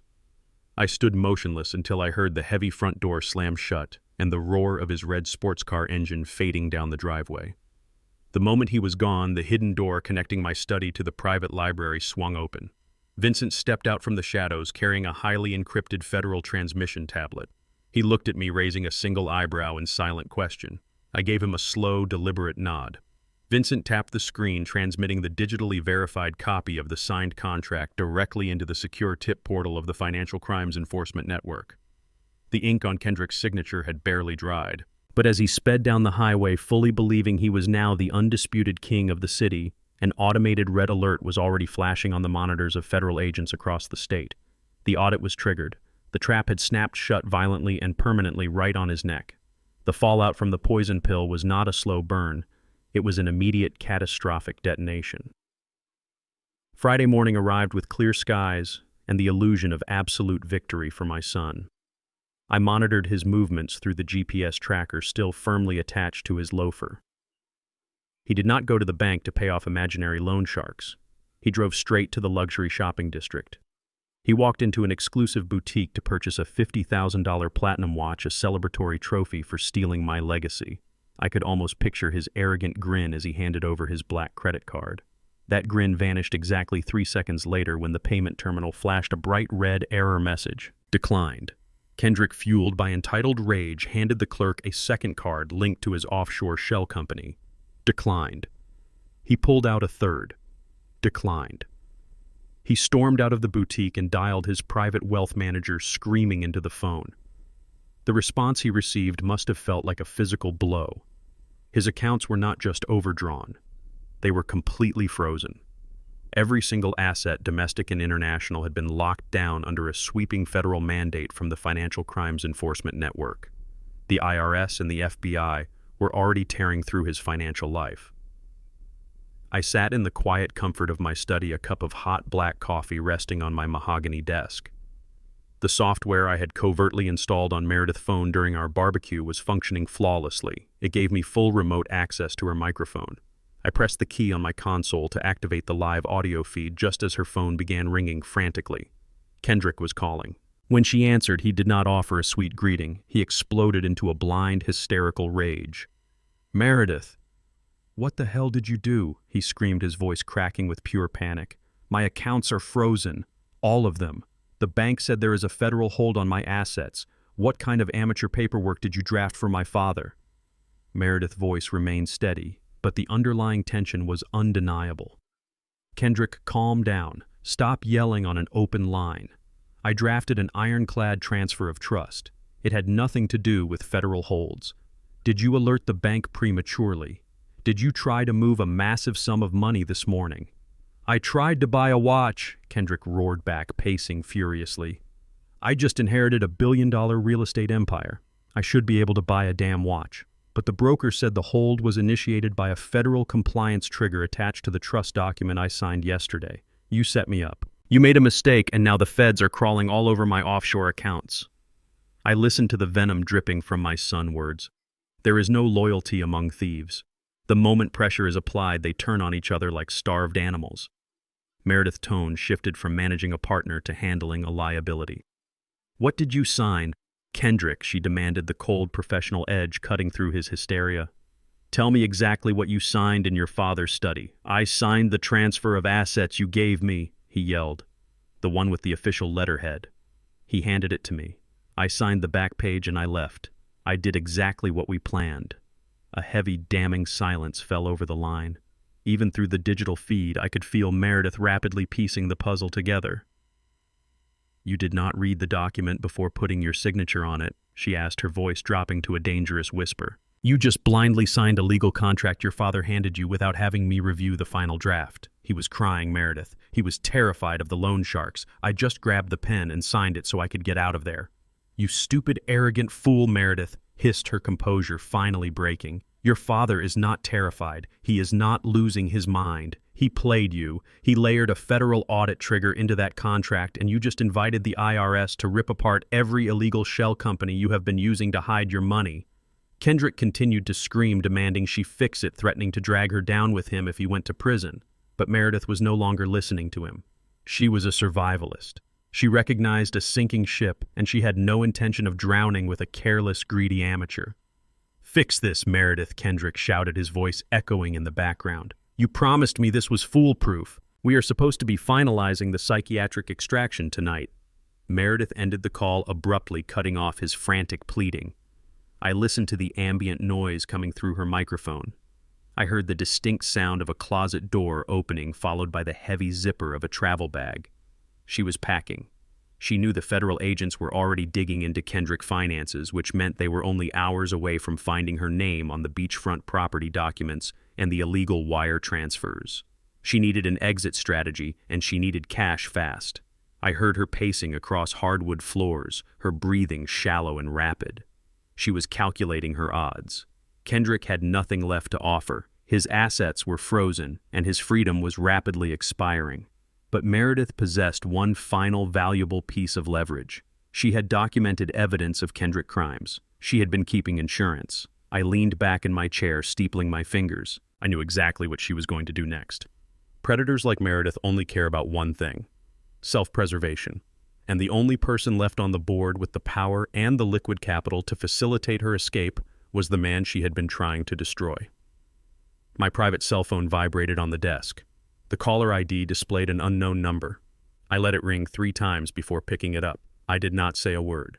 I just breathed evenly into the receiver. "Mr. Wright," Meredith said, her voice completely stripped of the fake sweet condescension she had used at my dinner table. It was cold, direct, and strictly business. "We both know you are not losing your mind. You played your son beautifully. But you and I are professionals." I did not reply. I let the silence stretch, forcing her to show her hand. "Your son is a liability," she continued, her tone urgent. "He is going down, and I refuse to be collateral damage. I know you want to nail him to the wall permanently. I have something you need. I have high-definition audio recordings of Kendrick explicitly detailing his plan to poison your medication and lock you in a psychiatric ward. It is the definitive proof of premeditated attempted murder. I will hand over the original digital files and sign a sworn affidavit against him. I want $200,000 in untraceable cash, Mr. Wright. Pay me, and I give you everything you need to bury your son forever." I did not laugh, though the irony was thick enough to choke on. She wanted a massive payday from the very man she had tried to institutionalize. I kept my voice perfectly level, devoid of any emotion, letting her think she held the upper hand. 200,000 is a remarkably small price to pay for absolute certainty. Meredith, I replied smoothly. Bring the original digital files and the signed affidavit to the lower level of the downtown transit center parking garage. Level 4. You have exactly 1 hour. I hung up the phone before she could attempt to negotiate further. I went to my dressing room and put on a tailored charcoal suit, slipping a silver fountain pen and a highly specific specialized checkbook into my inside breast pocket. The transit center garage was a massive concrete cavern, cold, damp, and perfectly discreet for this kind of transaction. I parked my sedan under a flickering fluorescent light and waited with the engine running. Exactly 60 minutes later, the sharp, rhythmic echo of high heels rang out across the empty structure. Meredith stepped out of the shadows. She was no longer wearing the polished, modest attire of a loving, devoted girlfriend. She wore a dark, heavy trench coat, her hair pulled back tightly into a severe bun, carrying a sleek metallic hard drive in one hand and a thick leather portfolio in the other. She looked like exactly what she was, a ruthless mercenary arriving to collect her bounty. She did not bother with pleasantries or fake smiles. The manufactured sweetness was completely gone, replaced by a hardened, predatory glare. She walked right up to the hood of my car and tossed the metallic hard drive onto the metal. Everything is on there, she said, her voice echoing slightly in the vast, empty garage. Audio recordings of Kendrick outlining the entire neurotoxin schedule. Text logs where he ordered me to expedite the psychiatric extraction. She unzipped the leather portfolio, revealing glossy printed transcripts. I have been building this contingency file since the day he hired me, she bragged, entirely devoid of shame. He thought I was just his legal muscle, but I knew he lacked the discipline for a clean extraction. So I documented every illegal directive he gave me, every text message plotting the chemical doses. The sworn affidavit detailing his forgery of the medical power of attorney is right here. It is enough to put him away for attempted murder and elder abuse. He is entirely yours, Mr. Wright. I picked up the hard drive, feeling its cold, solid weight in my palm. You are remarkably efficient at selling out your partners, I observed mildly, looking her dead in the eyes. Meredith let out a harsh, abrasive laugh. Kendrick was never a partner, Augustus. He was an asset, a very stupid, very sloppy asset. He thought he was a criminal mastermind, but he was just a spoiled rich kid playing way out of his league.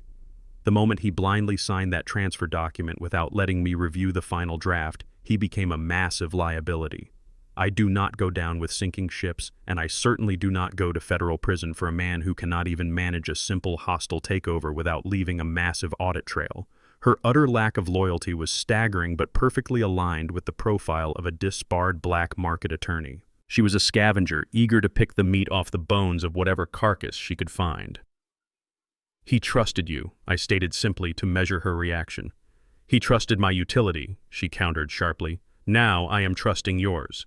The money, Mr. Wright. 200,000. I need to be on a plane to a non-extradition jurisdiction by sunset. I reached into my inside pocket and withdrew my checkbook.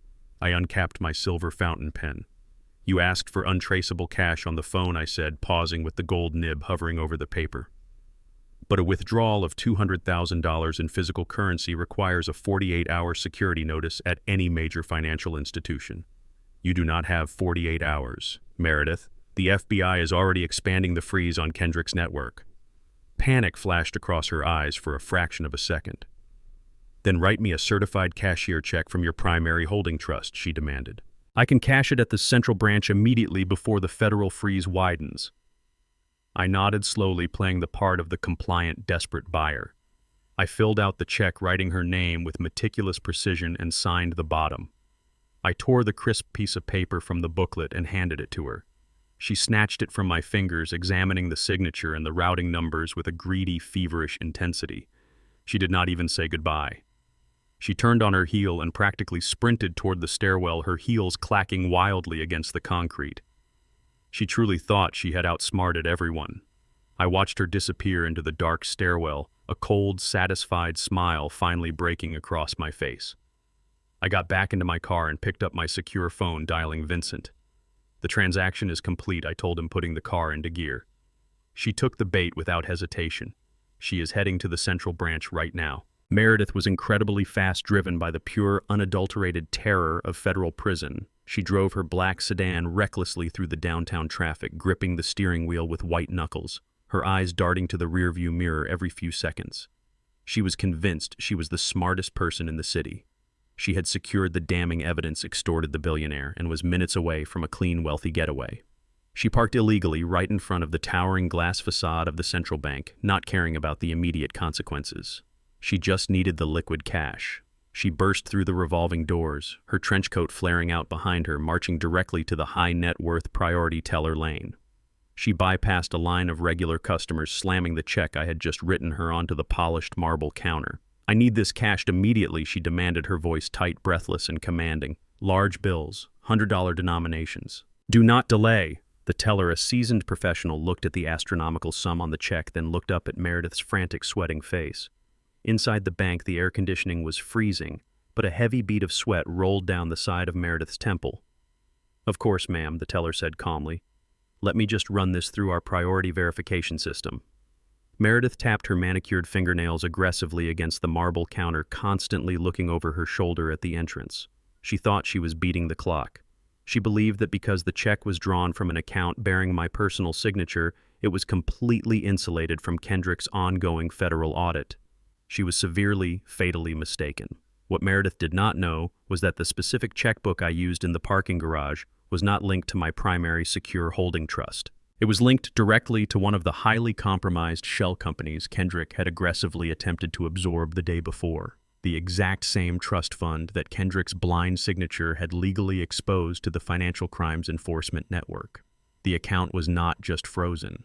It was actively being monitored in real time by a joint task force of the FBI and the IRS for rampant money laundering. The teller slid the check into the digital scanner. The moment the routing number registered in the banking mainframe, a silent priority red alert triggered directly at the local federal field office. Meredith impatiently checked her gold watch. How much longer, she snapped. Before the teller could answer, the heavy glass doors of the bank flew open with a violent crash. A dozen federal agents in heavy tactical gear flooded the lobby, their badges gleaming under the bright fluorescent lights. They bypassed the security guards and marched straight toward the high-net-worth lane. Before Meredith could even process what was happening, two massive agents grabbed her arms, spinning her around and slamming her chest hard against the marble counter. The cold steel of handcuffs ratcheted tightly around her wrists right there in the crowded lobby. Meredith was currently sitting in a federal holding cell, her ambitious escape plan completely annihilated. But Kendrick had absolutely no idea. Ignorance and desperation are a volatile combination. Friday afternoon, just hours after Meredith was arrested, Kendrick burst through my front door. He looked entirely unhinged. His designer suit was wrinkled, his hair was disheveled, and his eyes were bloodshot with a wild-cornered panic.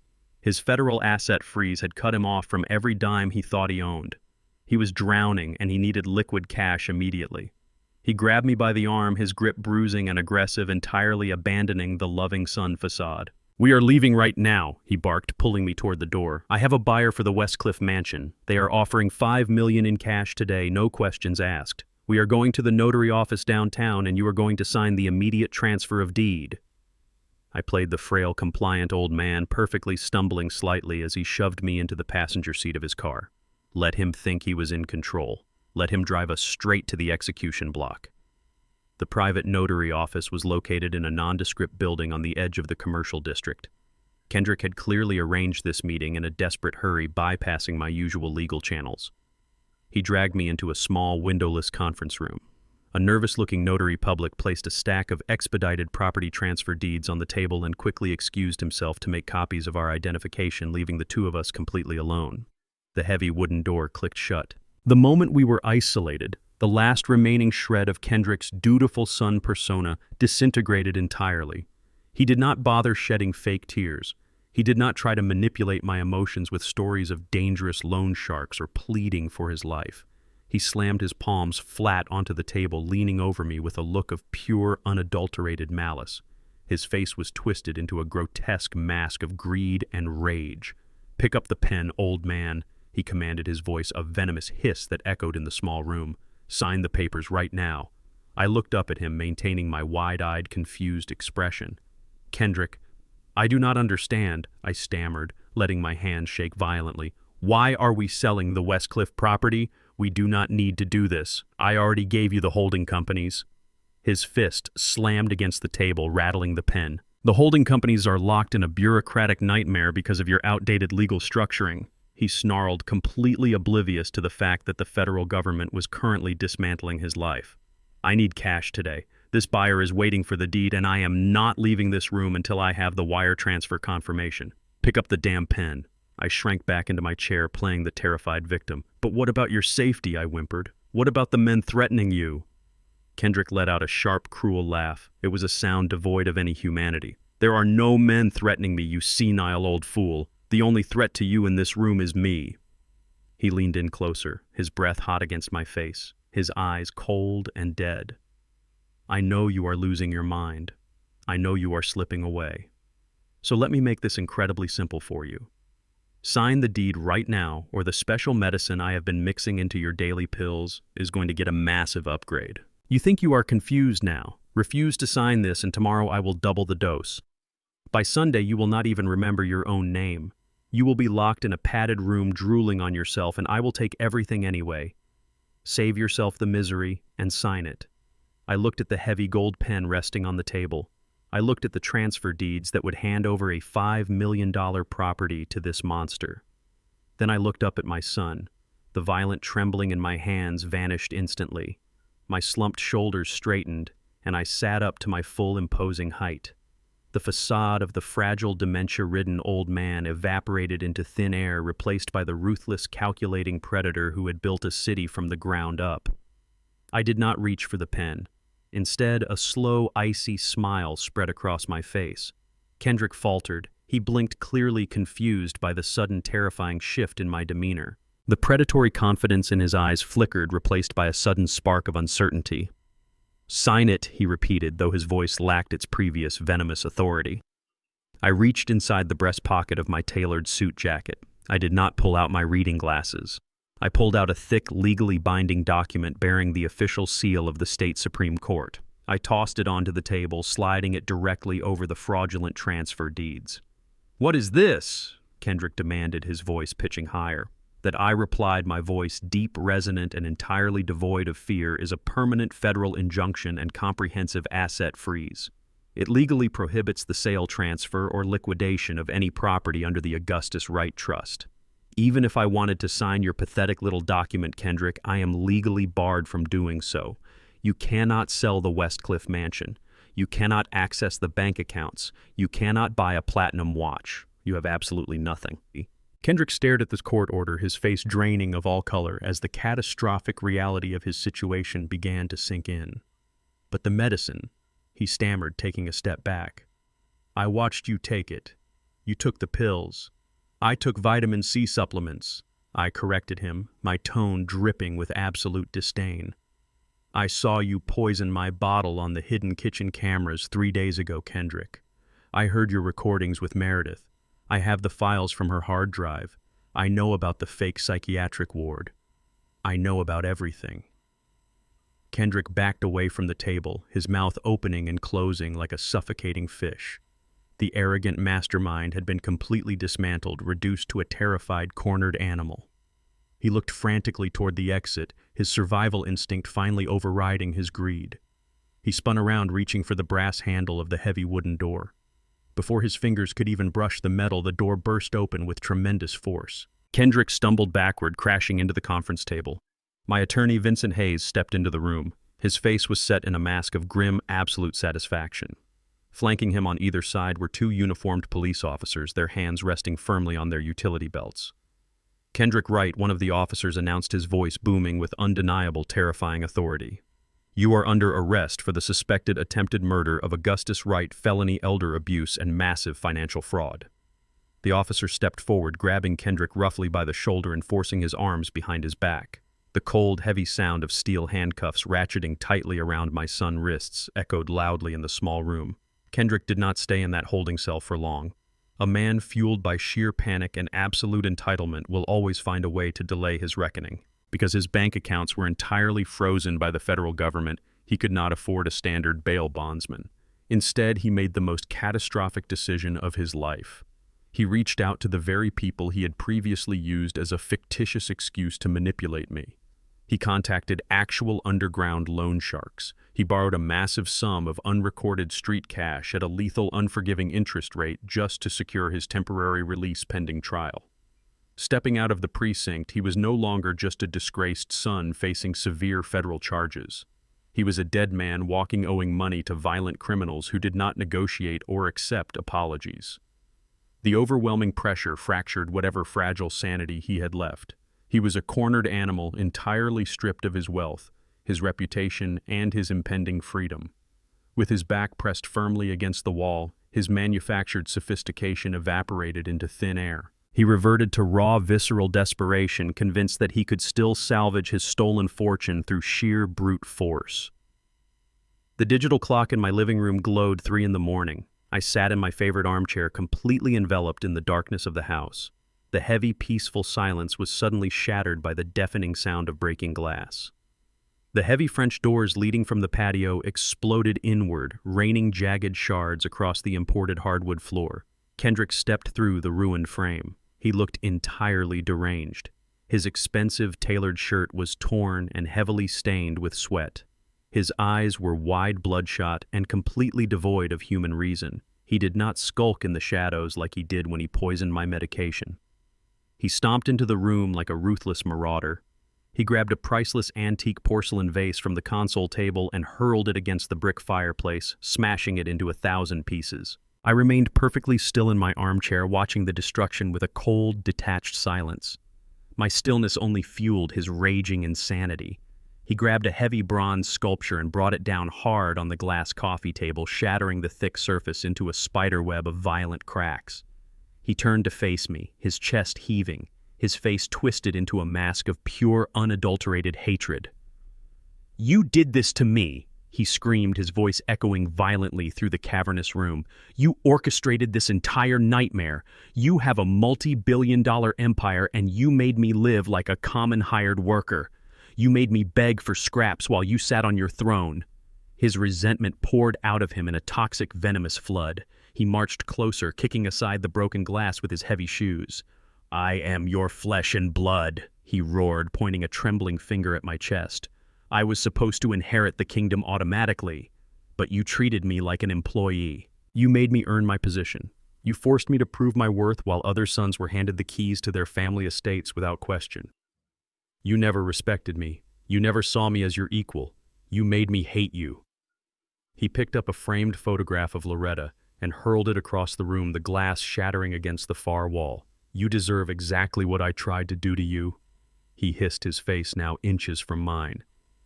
"You deserve to lose your mind. You deserve to rot in a padded room.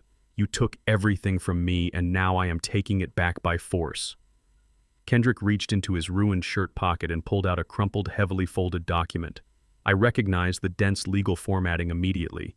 It was a biometric asset transfer deed, an archaic but highly binding legal instrument that bypassed standard signature verification by requiring a physical thumbprint alongside a notary stamp.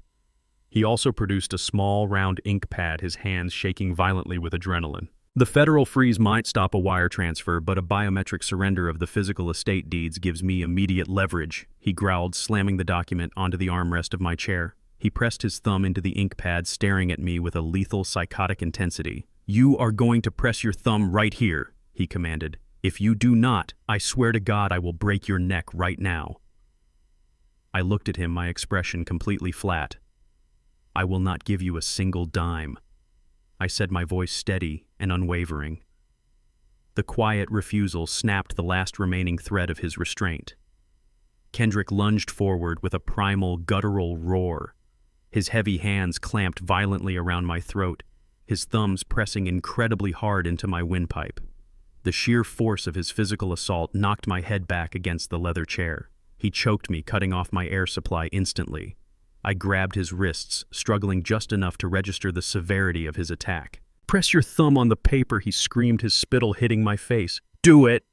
He forced the ink pad against my right hand, trying to physically manipulate my thumb while simultaneously crushing my throat.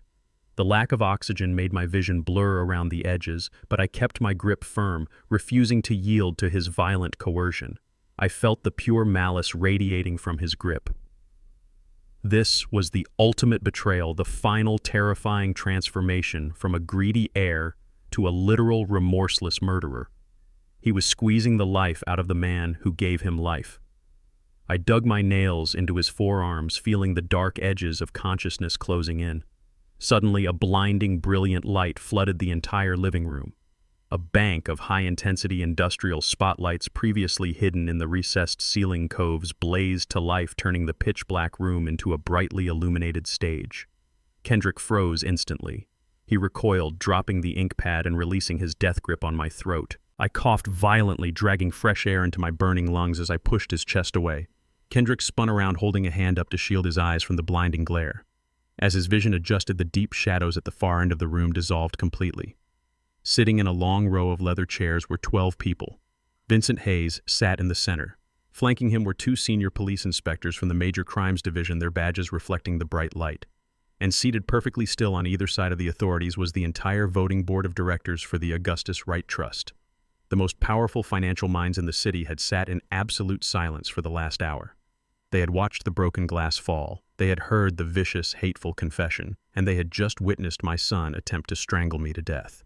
The 2 senior police inspectors did not hesitate. They surged forward, tackling Kendrick to the hardwood floor and wrenching his arms violently behind his back. The heavy steel handcuffs clicked into place, snapping with a sound of absolute finality. Kendrick thrashed against the floorboards, screaming curses and spewing toxic threats, but the sheer weight of the officers pinned him down. The board of directors watched the pathetic display with cold, silent contempt. I slowly stood up from my leather armchair and adjusted my collar. I did not look at the writhing man on the floor with pity, sadness, or regret.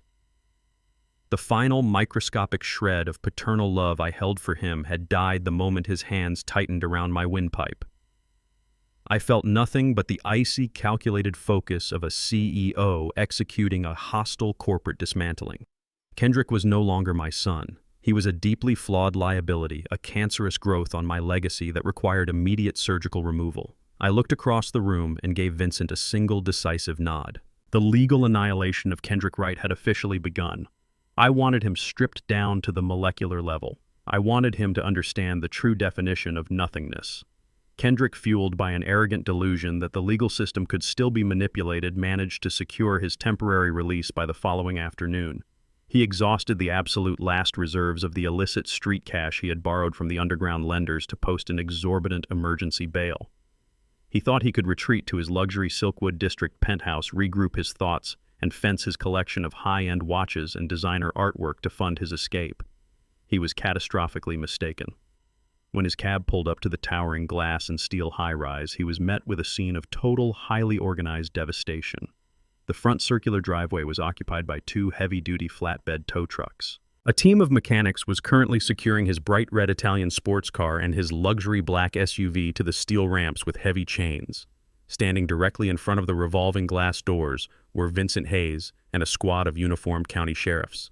Kendrick sprinted up the driveway, his face twisted in a panicked rage, demanding to know what was happening.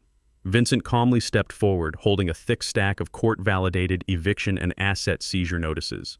"You do not own any of this, Kendrick," Vincent stated, his voice ringing out clearly over the roar of the tow truck engines. "This penthouse, the vehicles, the custom furniture inside, and every piece of jewelry in the wall safe are legally registered to a subsidiary holding company owned entirely by the Augustus Wright Trust.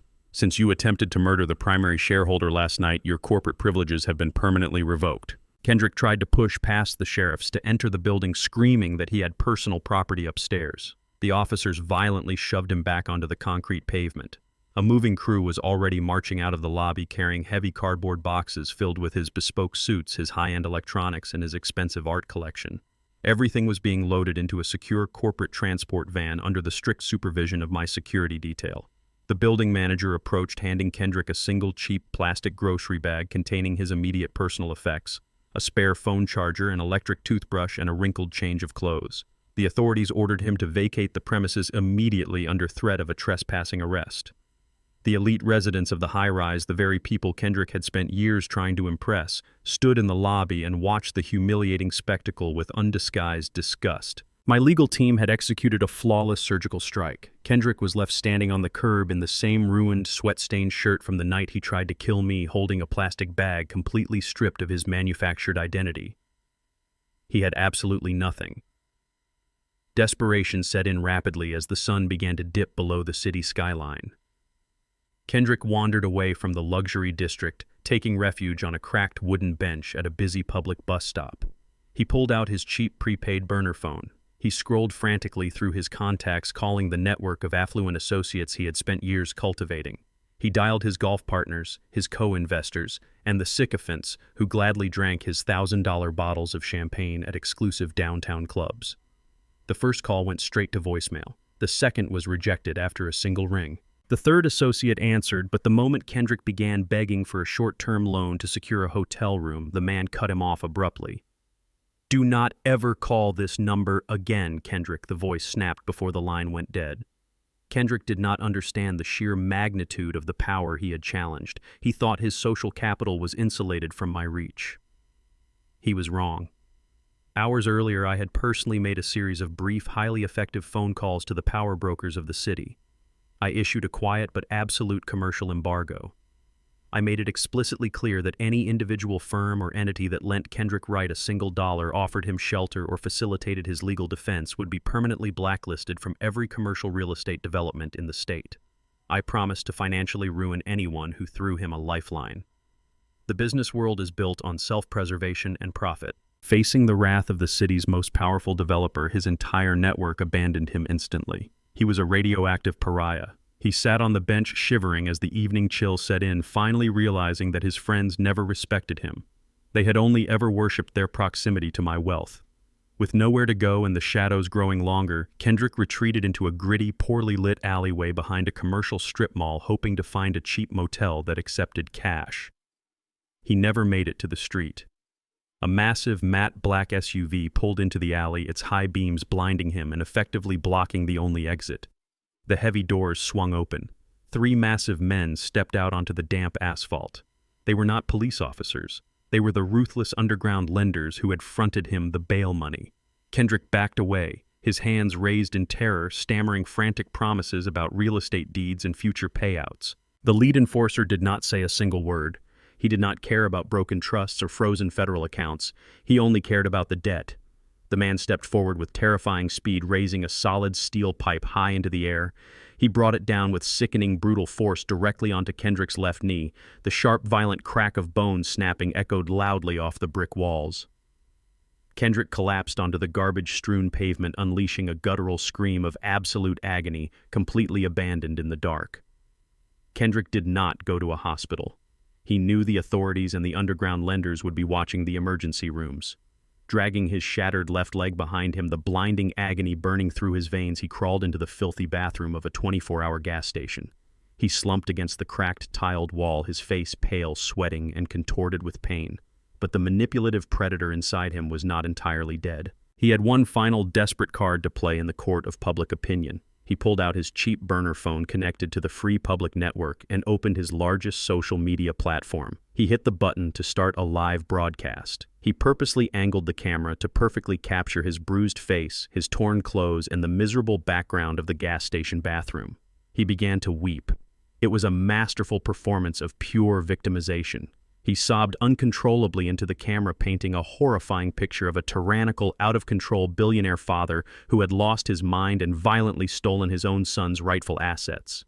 He claimed that my corrupt lawyer Vincent had manipulated a confused old man into illegally seizing his legitimate companies, freezing his accounts, and throwing him out onto the streets, with absolutely nothing leaving him to be beaten by hired thugs. The internet is a highly volatile, deeply reactive arena. It feeds on outrage and absolute victimhood without ever verifying the facts. Within an hour, Kendrick's tearful, pathetic live stream went completely viral. It was shared across every major platform, rapidly accumulating millions of views. To the uninformed public, the narrative was incredibly compelling. A young, successful African-American entrepreneur ruthlessly stripped of his hard-earned wealth by a greedy, vindictive billionaire father. The comments section exploded into a firestorm of digital rage directed entirely at me. Influencers and social commentators eagerly picked up the story, broadcasting my name and my corporate logo alongside words like tyrant, thief, and abuser. The public court convicted me instantly without a trial. Petitions were launched demanding immediate federal investigations into my holding companies.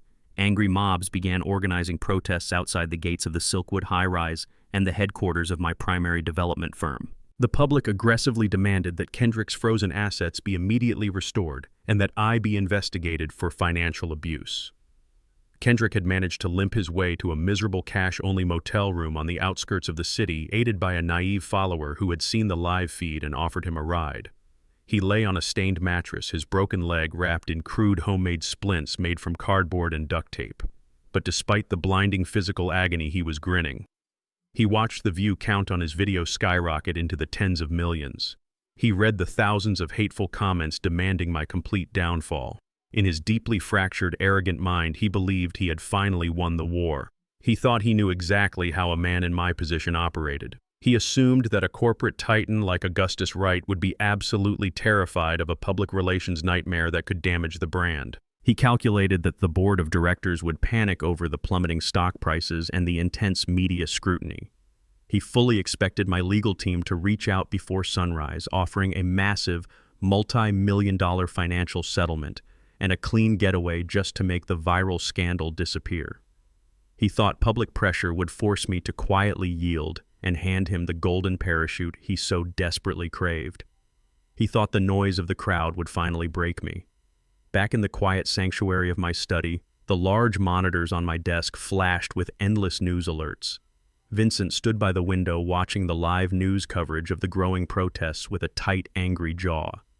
He turned to me and asked if we should draft an immediate press release or deploy the corporate crisis management team to combat the digital defamation. I took a slow sip of my black coffee and shook my head. You do not fight a roaring fire by throwing tiny cups of water at it. You fight it by depriving it of oxygen entirely. I had no intention of engaging in a petty back-and-forth shouting match on social media with a cornered rat.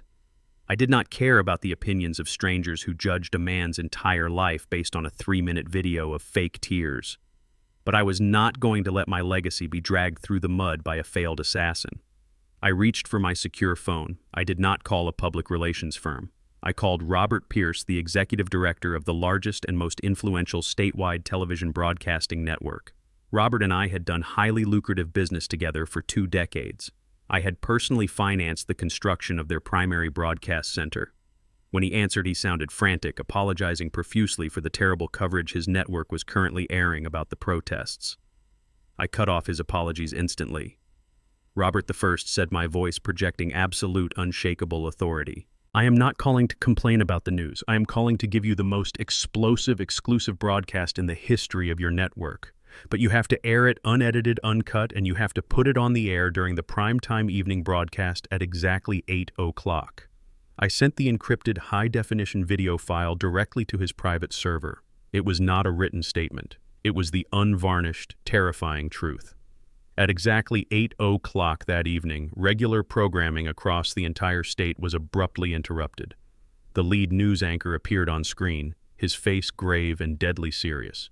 He announced that the network had received verified, undisputed evidence regarding the Augustus Wright scandal. The screen cut away from the news desk. It transitioned directly to the high-definition, wide-angle surveillance footage from my kitchen. Millions of viewers sat in absolute silence in their living rooms as they watched the video. They saw the undeniable timestamp. They saw Kendrick sneaking through my back door like a thief. The camera zoomed in with terrifying clarity as Kendrick pulled the vial of synthetic neurotoxin from his dark jacket. The entire state watched him unscrew the childproof cap of my heart medication and meticulously sprinkle the lethal white powder onto the pills intended for his own father. They saw the cold, calculated malice on his face as he shook the bottle to hide the poison. The viral sympathy for Kendrick evaporated in a fraction of a second. The digital outrage instantly and violently reversed course. The public was no longer looking at a victimized son shedding tears in a gas station bathroom. They were watching a cold-blooded, remorseless murderer caught in the act. The absolute wrath of the entire nation pivoted violently and crashed down directly onto Kendrick Wright. Meredith was sitting on a hard metal bench in a federal holding cell when her ambitious, meticulously crafted world completely collapsed. The small cage television bolted to the corner of the communal block was tuned to the evening news. She watched the high-definition surveillance footage of Kendrick sprinkling the synthetic neurotoxin into my medication bottle. The entire cell block fell silent as the broadcast played out on national television. Meredith felt the blood drain from her face. Her breathing turned shallow and frantic. The leverage she thought she held, the secret audio recording she had traded for a $200,000 check, was suddenly entirely worthless. I did not need her evidence to prove Kendrick was trying to kill me. I had him caught dead to rights on crystal-clear video. Her value as an informant evaporated in an instant. Panic, raw and suffocating, seized her throat. She knew the federal prosecutors would no longer need to offer her a generous plea deal in exchange for her cooperation. She was facing decades in a federal penitentiary for conspiracy and fraud.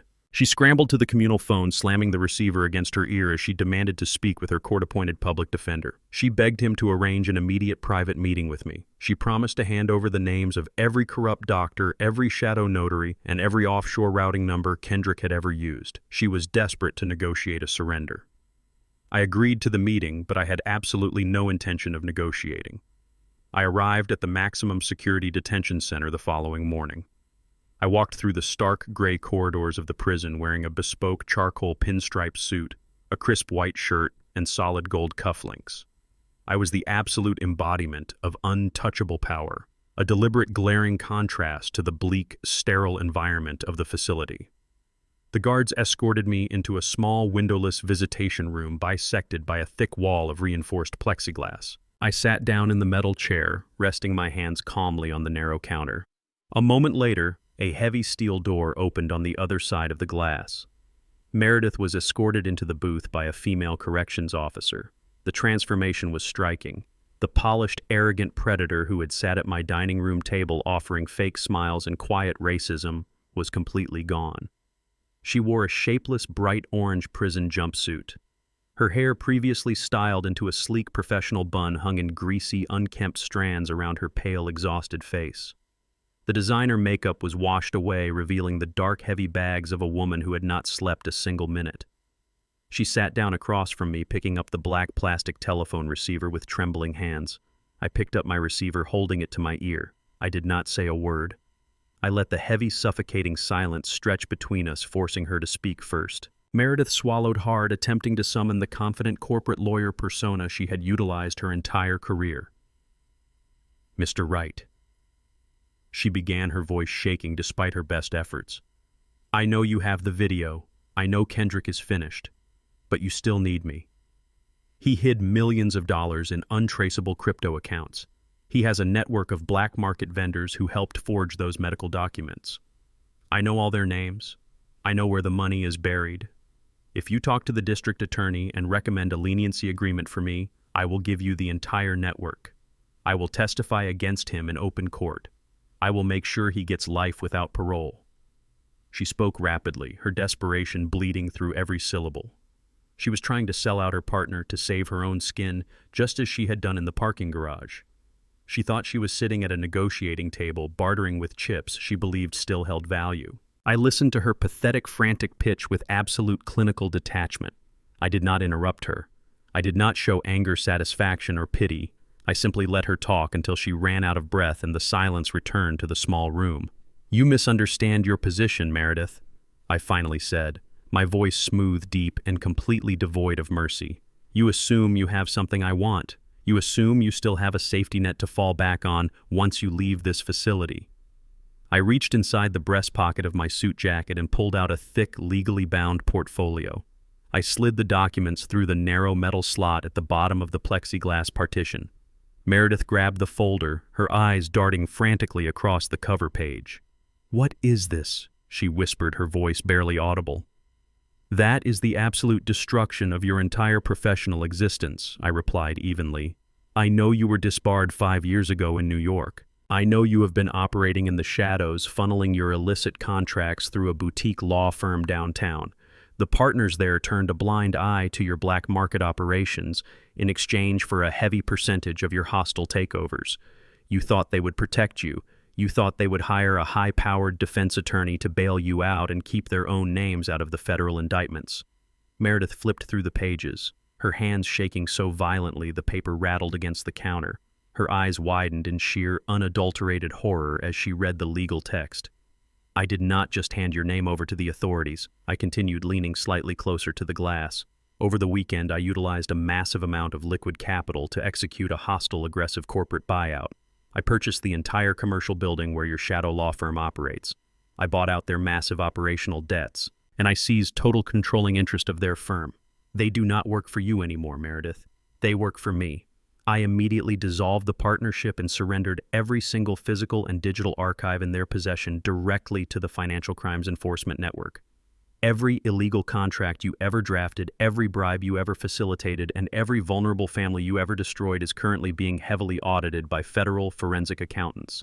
You have no hidden funds. You have no silent partners. You have absolutely zero leverage.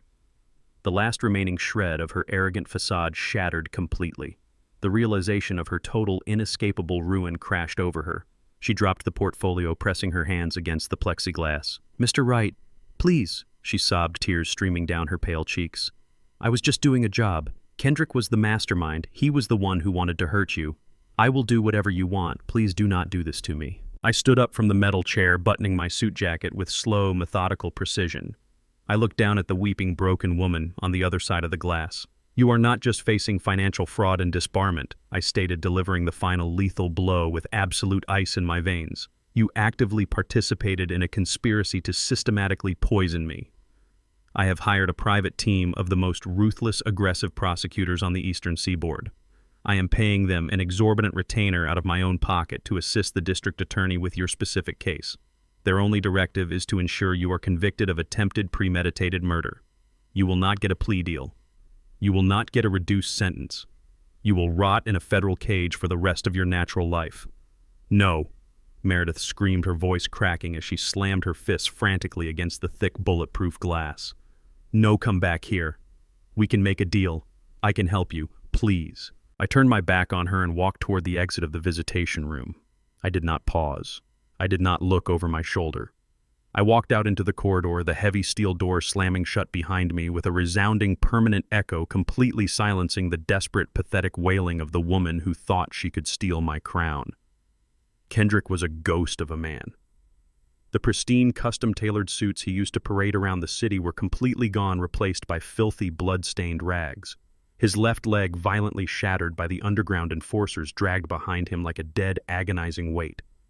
Every step he took was a masterclass in physical torment. He had absolutely no money, no powerful allies, and no future. The federal authorities were hunting him relentlessly. The street lenders wanted him dead, and the general public despised him as a viral monster. With his mind entirely fractured by intense physical pain and absolute financial ruin, his focus narrowed into a single pathetic desire for vengeance. He did not attempt to breach the towering corporate skyscrapers or my heavily guarded luxury estates. He knew he would never make it past the front gates.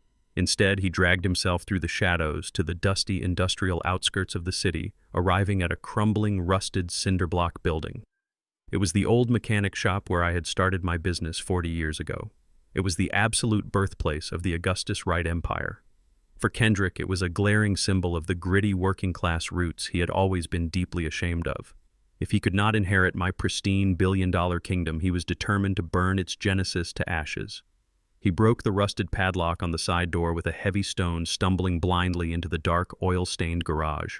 He carried a heavy red plastic jerry can filled with stolen gasoline. He uncapped it, the pungent chemical fumes instantly filling the stagnant air, and began to wildly splash the fuel across the ancient workbenches, the cracked concrete floor, and the heavy structural wooden pillars that held up the roof. He tossed the empty plastic can aside, the hollow clatter echoing loudly in the cavernous space. He reached into his pocket with trembling, filthy fingers and pulled out a cheap plastic lighter. Before his thumb could strike the flint, a voice cut cleanly through the heavy, toxic darkness. "You always hated this place," I said, my voice perfectly calm, resonating off the concrete walls. Kendrick screamed, spinning around so fast he lost his balance and crashed hard onto his ruined leg. He groaned in absolute agony, clutching his shattered knee as he looked up. I stepped out from the deep shadows of the back office. I wore a flawless, tailored charcoal suit, completely unbothered by the dust and the suffocating fumes of the gasoline. You hated the smell of the motor oil. I continued walking slowly and deliberately toward him. You hated the dirt on the floor. You thought this garage was entirely beneath you. But the grease in this building is the only reason you ever got to wear Italian silk and drive European sports cars. Kendrick bared his teeth, his face twisting into a mask of feral, unhinged hatred.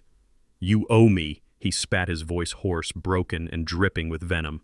You built an empire, and you hoarded the power for yourself. You made me jump through hoops. You made me feel like nothing. Everything I did, the forgery, the medicine I did, because you pushed me to it. I looked down at the miserable, broken creature writhing on the floor. I gave you the entire world, Kendrick. I gave you the finest education, infinite operational capital, and a safety net most men would kill to have. But I also tried to teach you the value of sweat. I tried to teach you that real power is not inherited. It is built, day by day, brick by brick. But you were too weak to build. You only knew how to take. Kendrick struggled to push himself up against a gasoline-soaked wooden pillar, gripping the lighter tightly in his fist. You never loved me, he sneered, tears of desperate rage cutting tracks through the heavy dirt on his face. You loved your legacy more than your own son. You wanted me to fail so you could look down on me. I shook my head, feeling the final absolute death of my fatherly grief. I wanted you to be a man. Instead, you chose to be a parasite. You hired a criminal to steal my assets. You forged medical documents to lock me in a cage. You poisoned my medication with your own hands. Do not blame my legacy for the darkness in your own soul, Kendrick. You made those choices with a clear mind. And now I am making this choice, he screamed, holding the lighter high in the air. I am going to burn your precious history to the ground and watch you lose everything. I did not flinch. I did not take a single step back. I simply reached into my pocket and pulled out my silver pocket watch, checking the time with clinical, unwavering detachment. You are incredibly predictable, Kendrick. When a parasite runs out of hosts to feed on it, turns to blind destruction. The faint, distant wail of police sirens began to echo through the cold night air. The sound grew rapidly, multiplying and converging from multiple directions. Brilliant red and blue lights began to flash frantically against the grimy, frosted windows of the old garage. Kendrick froze his eyes, darting toward the street, raw panic instantly replacing his violent bravado. "What did you do?" He panicked, his voice dropping to a terrified, breathless whisper. "I have had a private security detail tracking you since the moment you left that gas station bathroom," I explained smoothly, securing the watch back in my pocket. "I knew exactly where you were hiding. I knew exactly when you stole the gasoline. And I knew exactly where you were heading tonight. I called the police major crimes division 30 minutes ago. I told them the federal fugitive they were hunting was currently attempting to commit felony arson at this exact address." The sirens were deafening now. The violent screech of tires and the heavy slamming of car doors erupted right outside the garage doors.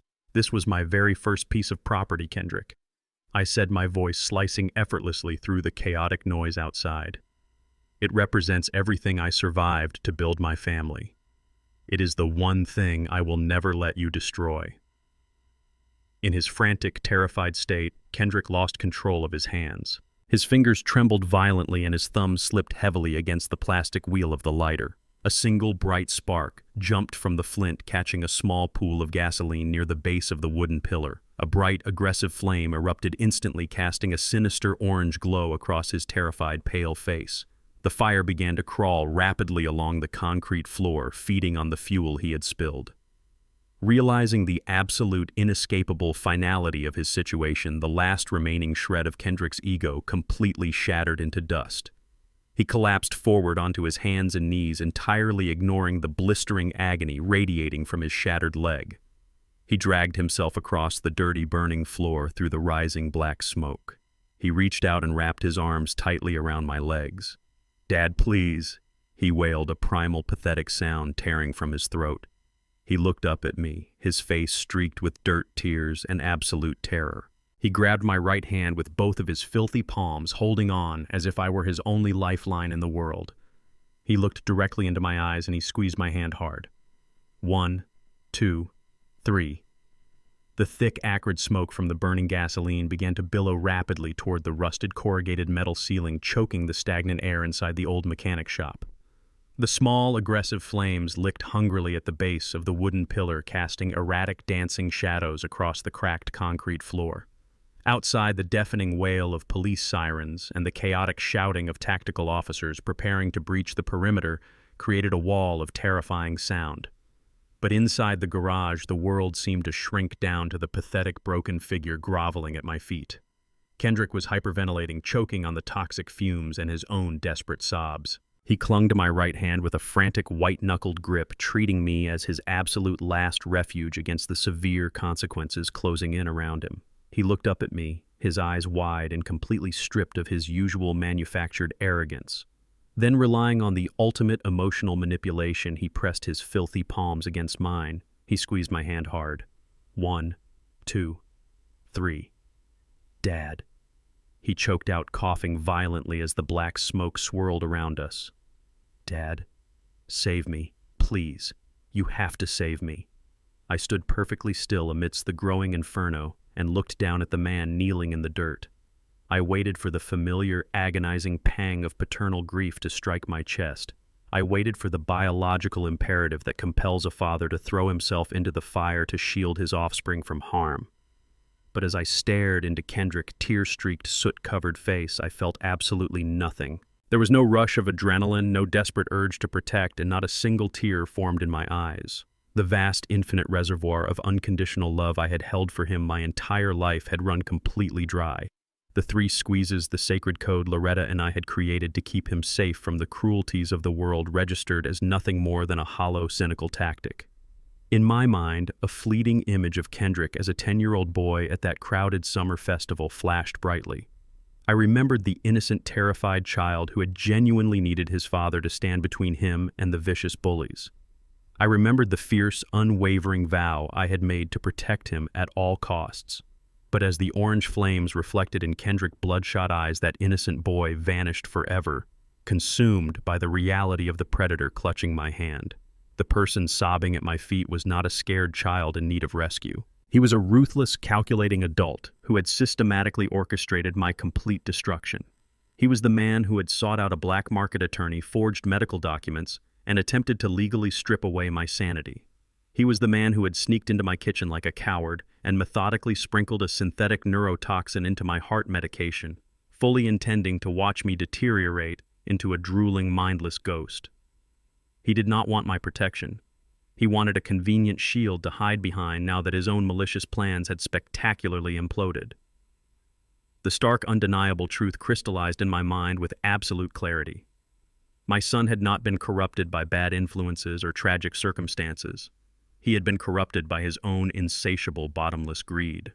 I had built a massive dynasty to ensure he would never know the sting of poverty, but the unlimited wealth had only magnified the profound darkness inherent in his character. The tears rolling down his face were not tears of genuine remorse for the horrific crimes he had committed against his own blood. They were the pathetic, selfish tears of a criminal who had finally been outsmarted and was terrified of the impending punishment. He was crying for himself, mourning the loss of the luxury and power he had so violently tried to steal. The cherished memory of my son was officially dead, replaced entirely by the unvarnished reality of my attempted murderer. My gaze hardened into a mask of pure glacial ice, completely unaffected by the searing heat of the flames spreading across the garage floor. I did not offer him a single word of comfort. I did not bend down to pull him from the debris. Moving with a slow, deliberate, and chilling precision, I raised my left hand and clamped it firmly over Kendrick's filthy, trembling wrists. I dug my thumb deeply into the nerve cluster just below his palm, forcing his desperate grip to loosen. He gasped in pain, but I did not stop. With absolute mechanical detachment, I began to pry his fingers off my right hand one by one. It was a highly symbolic physical manifestation of my permanent withdrawal from his life. Kendrick felt the uncompromising finality in my movements, and his panic escalated into sheer animalistic terror. "No, Dad! Please do not do this," he wailed, struggling feebly against my grip as another wave of black smoke rolled over us. "You cannot let them take me. I am your son. I am your blood. You have to forgive me. You have to fix this." I peeled his index finger back, then his middle finger, feeling the heavy grime and cold sweat coating his skin. I did not break eye contact as I systematically dismantled his desperate hold on me. The physical separation was absolute and irreversible. He tried to scramble closer, attempting to grab the fabric of my tailored trousers to anchor himself, but I took a firm, decisive step backward, leaving him completely unsupported on the dirty concrete.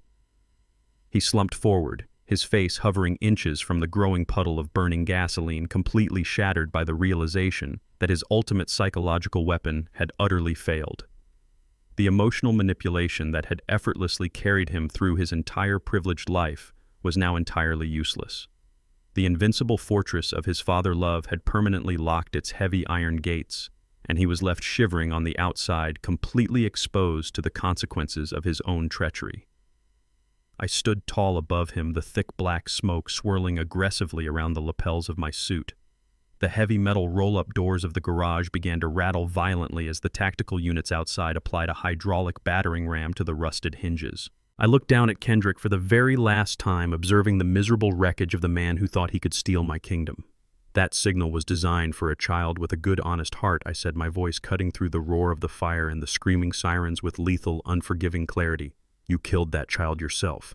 I turned my back on him. I did not look back as the heavy steel doors finally gave way, exploding inward with a deafening crash. A dozen heavily armed police officers flooded into the smoke-filled garage, their tactical flashlights piercing the darkness.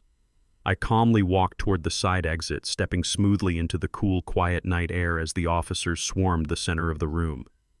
They aggressively tackled the wailing, broken man to the concrete floor, pinning him down and securing the heavy steel handcuffs around his wrists. The muffled, pathetic sound of my former son screaming my name faded into the distance as I walked away into the night. The federal courthouse was a massive structure of polished marble and cold steel. Inside the courtroom, the air was thick, heavy, and suffocatingly silent. The gallery was packed to absolute capacity with reporters, former business associates, and curious onlookers eager to witness the final destruction of the Wright family legacy. The heavy mahogany double doors remained closed, sealing us all inside this theater of absolute judgment. I sat in the front row of the gallery, flanked by Vincent and my core executive team. I wore a dark, immaculate suit, my posture perfectly straight, betraying absolutely no emotion. Across the aisle, sitting at the defense table, were the two architects of their own demise. Meredith Vance looked completely hollowed out, her once pristine posture replaced by a nervous, twitching wreck wrapped in a drab prison uniform. Beside her sat Kendrick. He was confined to a wheelchair due to his shattered leg, his face pale, gaunt, and completely stripped of his former arrogance.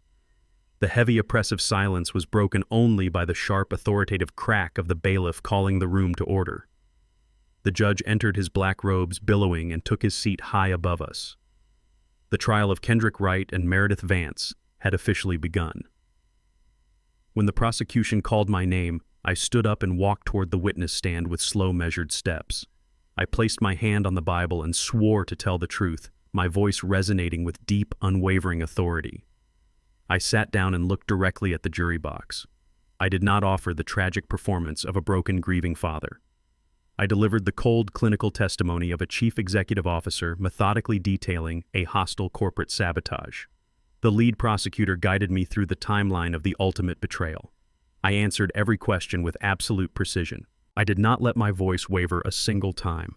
I described the dinner party where my son utilized a sacred childhood signal to falsely cry for help while his partner remotely drained $50,000 from my emergency accounts.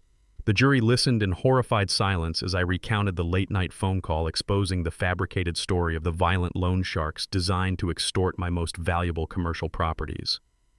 I detailed my discovery of the medical blueprint hidden in the trunk of Kendrick's sports car. I calmly explained how I uncovered the fake psychiatric evaluation purchased from a corrupt physician, a document specifically engineered to strip away my fundamental human rights and lock me inside a padded room. Then the prosecutor projected the high-definition surveillance footage onto the massive screens in the courtroom. I watched the faces of the jurors contort with visceral disgust as the video showed Kendrick sneaking into my kitchen. My voice remained entirely flat and detached as I narrated his actions. I identified the amber prescription bottle. I identified the synthetic neurotoxin. I pointed directly at the man in the wheelchair and testified that he had systematically poisoned my daily medication with the explicit intent of destroying my cognitive function. I did not look away from him as I spoke. Kendrick kept his eyes glued to the defense table, physically shrinking under the crushing weight of his exposed crimes. Next came the audio files. The courtroom echoed with the venomous recordings Meredith had so arrogantly compiled. The jury heard Kendrick impatiently ordering the acceleration of the psychiatric extraction. They heard the raw, undisputed malice in his own voice. Every piece of evidence I presented was a nail driven deep into his coffin. The defense attorneys attempted to cross-examine me, trying desperately to frame me as a domineering, controlling patriarch who had driven his son to temporary insanity. I dismantled their arguments with ruthless surgical logic. I stated unequivocally that my wealth was earned through decades of relentless labor and no amount of perceived grievance justified premeditated, attempted murder. My testimony was absolute bulletproof and utterly devastating. The jury did not need long to deliberate. They returned to the courtroom in less than 4 hours, their faces set in expressions of unified, grim resolve. The foreperson stood up and handed the sealed envelope to the bailiff. The judge unfolded the paper and read the verdict aloud. Guilty on all counts. Guilty of conspiracy to commit murder. Guilty of felony elder abuse. Guilty of massive wire fraud and forgery. Meredith collapsed forward onto the defense table, burying her face in her hands as her shoulders shook with violent, silent sobs. Kendrick simply stared straight ahead, his eyes completely hollow, the terrifying reality of his ruined life finally crashing down upon him. The judge did not delay the inevitable. He proceeded directly to the sentencing phase. He looked down at the defense table with an expression of profound, unadulterated disgust. Kendrick Wright, the judge, declared, his voice booming with judicial fury. You were granted every privilege and advantage this society has to offer. Instead of building upon that legacy, you chose to orchestrate the cruel, systematic destruction of the father who provided it to you. Your actions display a level of calculated malice that demands the absolute maximum penalty. The judge raised his wooden gavel high into the air. I sentence you to 20 years in a maximum security federal penitentiary without the possibility of parole. The heavy wooden gavel slammed down onto the sounding block with a violent echoing crack that sealed Kendrick's fate forever. The judge then turned his fierce gaze toward the weeping woman. Meredith Vance, you weaponized your legal expertise to facilitate the attempted murder of an innocent man. I sentence you to 15 years in federal prison. The gavel slammed down a second time, finalizing the destruction of their illicit alliance. 2 heavily armed federal marshals immediately stepped forward, grabbing Meredith by the arms and hauling her out of the courtroom through the side door. 2 more marshals approached Kendrick. They locked the brakes on his wheelchair and secured his wrists to the heavy metal armrests with thick leather restraints. As they began to wheel him away toward the holding cells, the absolute finality of his situation completely broke his mind. The shock wore off, replaced by a sudden primal panic. He twisted violently in the chair, ignoring the agony in his shattered leg. He looked wildly across the courtroom aisle, his desperate eyes locking onto me. Daddy screamed, his voice tearing through the silent courtroom, ragged and completely saturated with terror. Dad, please. I am sorry. Do not let them take me. Dad. The heavy steel doors swung open and the marshals pushed his wheelchair into the dark corridor. His pathetic, desperate wailing echoed through the hall, bouncing off the marble walls until the doors slammed shut with a heavy metallic thud. I remained sitting in the front row. I did not blink. I did not turn my head. I sat perfectly still in my tailored suit, immovable and silent as a statue carved from solid black stone. I returned to my expansive estate just as the evening sun began to cast long golden shadows across the pristine manicured lawns. The heavy oak front door clicked shut behind me, sealing me inside a profound, absolute stillness. The sprawling mansion was entirely quiet, but for the first time in my life, it did not feel lonely or hollow. It felt completely sanitized. I walked purposefully through the grand foyer and directly into the main living quarters. I did not pour a drink or sit down to rest in my armchair. I began a methodical, ruthless eradication of my past. I moved from room to room, gathering every framed photograph, every childhood sports trophy, and every single lingering artifact that bore Kendrick's face or name. I pulled down the heavy silver frames from the mantelpiece. I emptied the thick leather photo albums stored in the library. I tossed every university diploma and every piece of expensive personalized memorabilia into heavy black industrial trash bags. The biological tie between us was already dead severed the moment he placed his hands around my throat in a desperate bid for my wealth. Now I was executing the physical erasure. I dragged the heavy bags out to the industrial incinerator behind the estate staff quarters. I tossed them inside the metal drum, struck a long wooden match, and watched the physical evidence of my failed lineage catch fire. I felt no grief as the thick black smoke rose into the twilight sky. I felt only a clean, sterile finality. The following morning, I sat at the head of the massive mahogany table in the center of my executive boardroom. Vincent Hayes sat directly across from me, his briefcase open, meticulously arranging a towering stack of highly complex legal documents. He looked up, his expression a mixture of profound professional respect and deep personal understanding. We had weathered the ultimate devastating storm, and now it was time to permanently reconstruct the architecture of my legacy. We are completely liquidating the existing familial trust structures, I instructed, my voice cutting cleanly through the quiet room. Every single holding company, every commercial property deed, and every offshore account is to be immediately consolidated and restructured into a new entity. Vincent nodded, his silver pen hovering over the fresh legal parchment. And the primary beneficiary, he asked, seeking the final official confirmation for the record. There are no beneficiaries, I stated firmly, locking eyes with him. I am permanently divesting my bloodline from my wealth.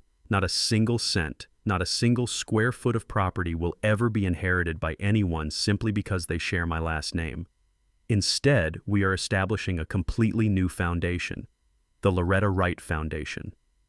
I watched Vincent draft the initial articles of incorporation as I laid out the uncompromising, aggressive parameters of the new trust. My entire multi-billion-dollar empire was to be irrevocably transferred into an endowment entirely dedicated to the empowerment of underprivileged African-American youth. We were not going to hand out blind charity or fund entitled unearned lifestyles. The foundation would aggressively seek out young men and women from the exact same gritty, unforgiving neighborhoods where Loretta and I had started our journey. We would find the ones with calloused hands, sharp minds, and the relentless, undeniable hunger to build something from absolutely nothing. We would provide full-ride university scholarships, massive zero-interest commercial loans for minority-owned startups, and elite corporate mentorship programs designed to bypass the traditional gatekeepers of wealth. We will build an army of young titans who understand the true value of sweat, loyalty, and sacrifice. I told Vincent, signing my name with bold, aggressive strokes on the primary authorization forms. I will not leave my kingdom to a pathetic parasite who thought he could steal it.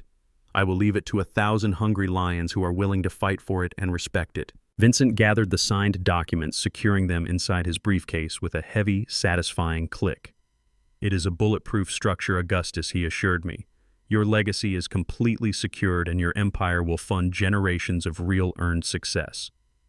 I left the corporate headquarters later that evening, taking my private secured elevator directly to the top floor of the Silkwood high-rise. I stepped out into the sprawling multi-million-dollar penthouse that I had violently reclaimed from Kendrick just weeks prior during his eviction.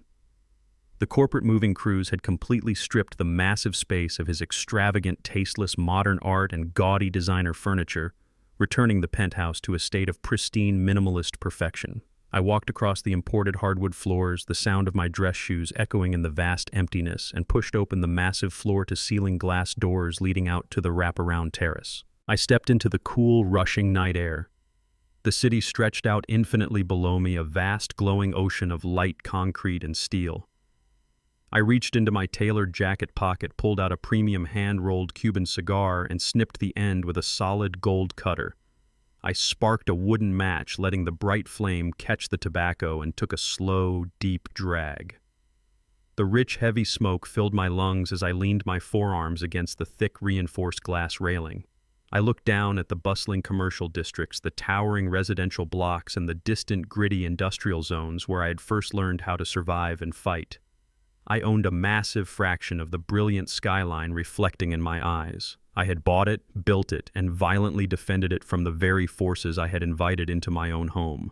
The air up here was thin, cold, and entirely isolated, but it was also incredibly clear and peaceful. I blew a thick cloud of smoke out into the night, watching it quickly dissipate into the powerful wind. I was 69 years old. I had absolutely no family left. I had no heir to sit beside me at the dinner table. But looking down at the unbreakable empire I had forged with my own two hands, I realized I had never been more powerful or more free. The world often operates under a dangerous, deeply flawed assumption. They look at aging parents and see nothing but fragility and declining mental acuity. They think paternal love is a blinding vulnerability, a fatal weakness inherent to old age that can be easily exploited for a quick, devastating payout. They assume the fierce, calculating predators who built the very foundations of their comfortable lives somehow vanish the moment their hair turns gray.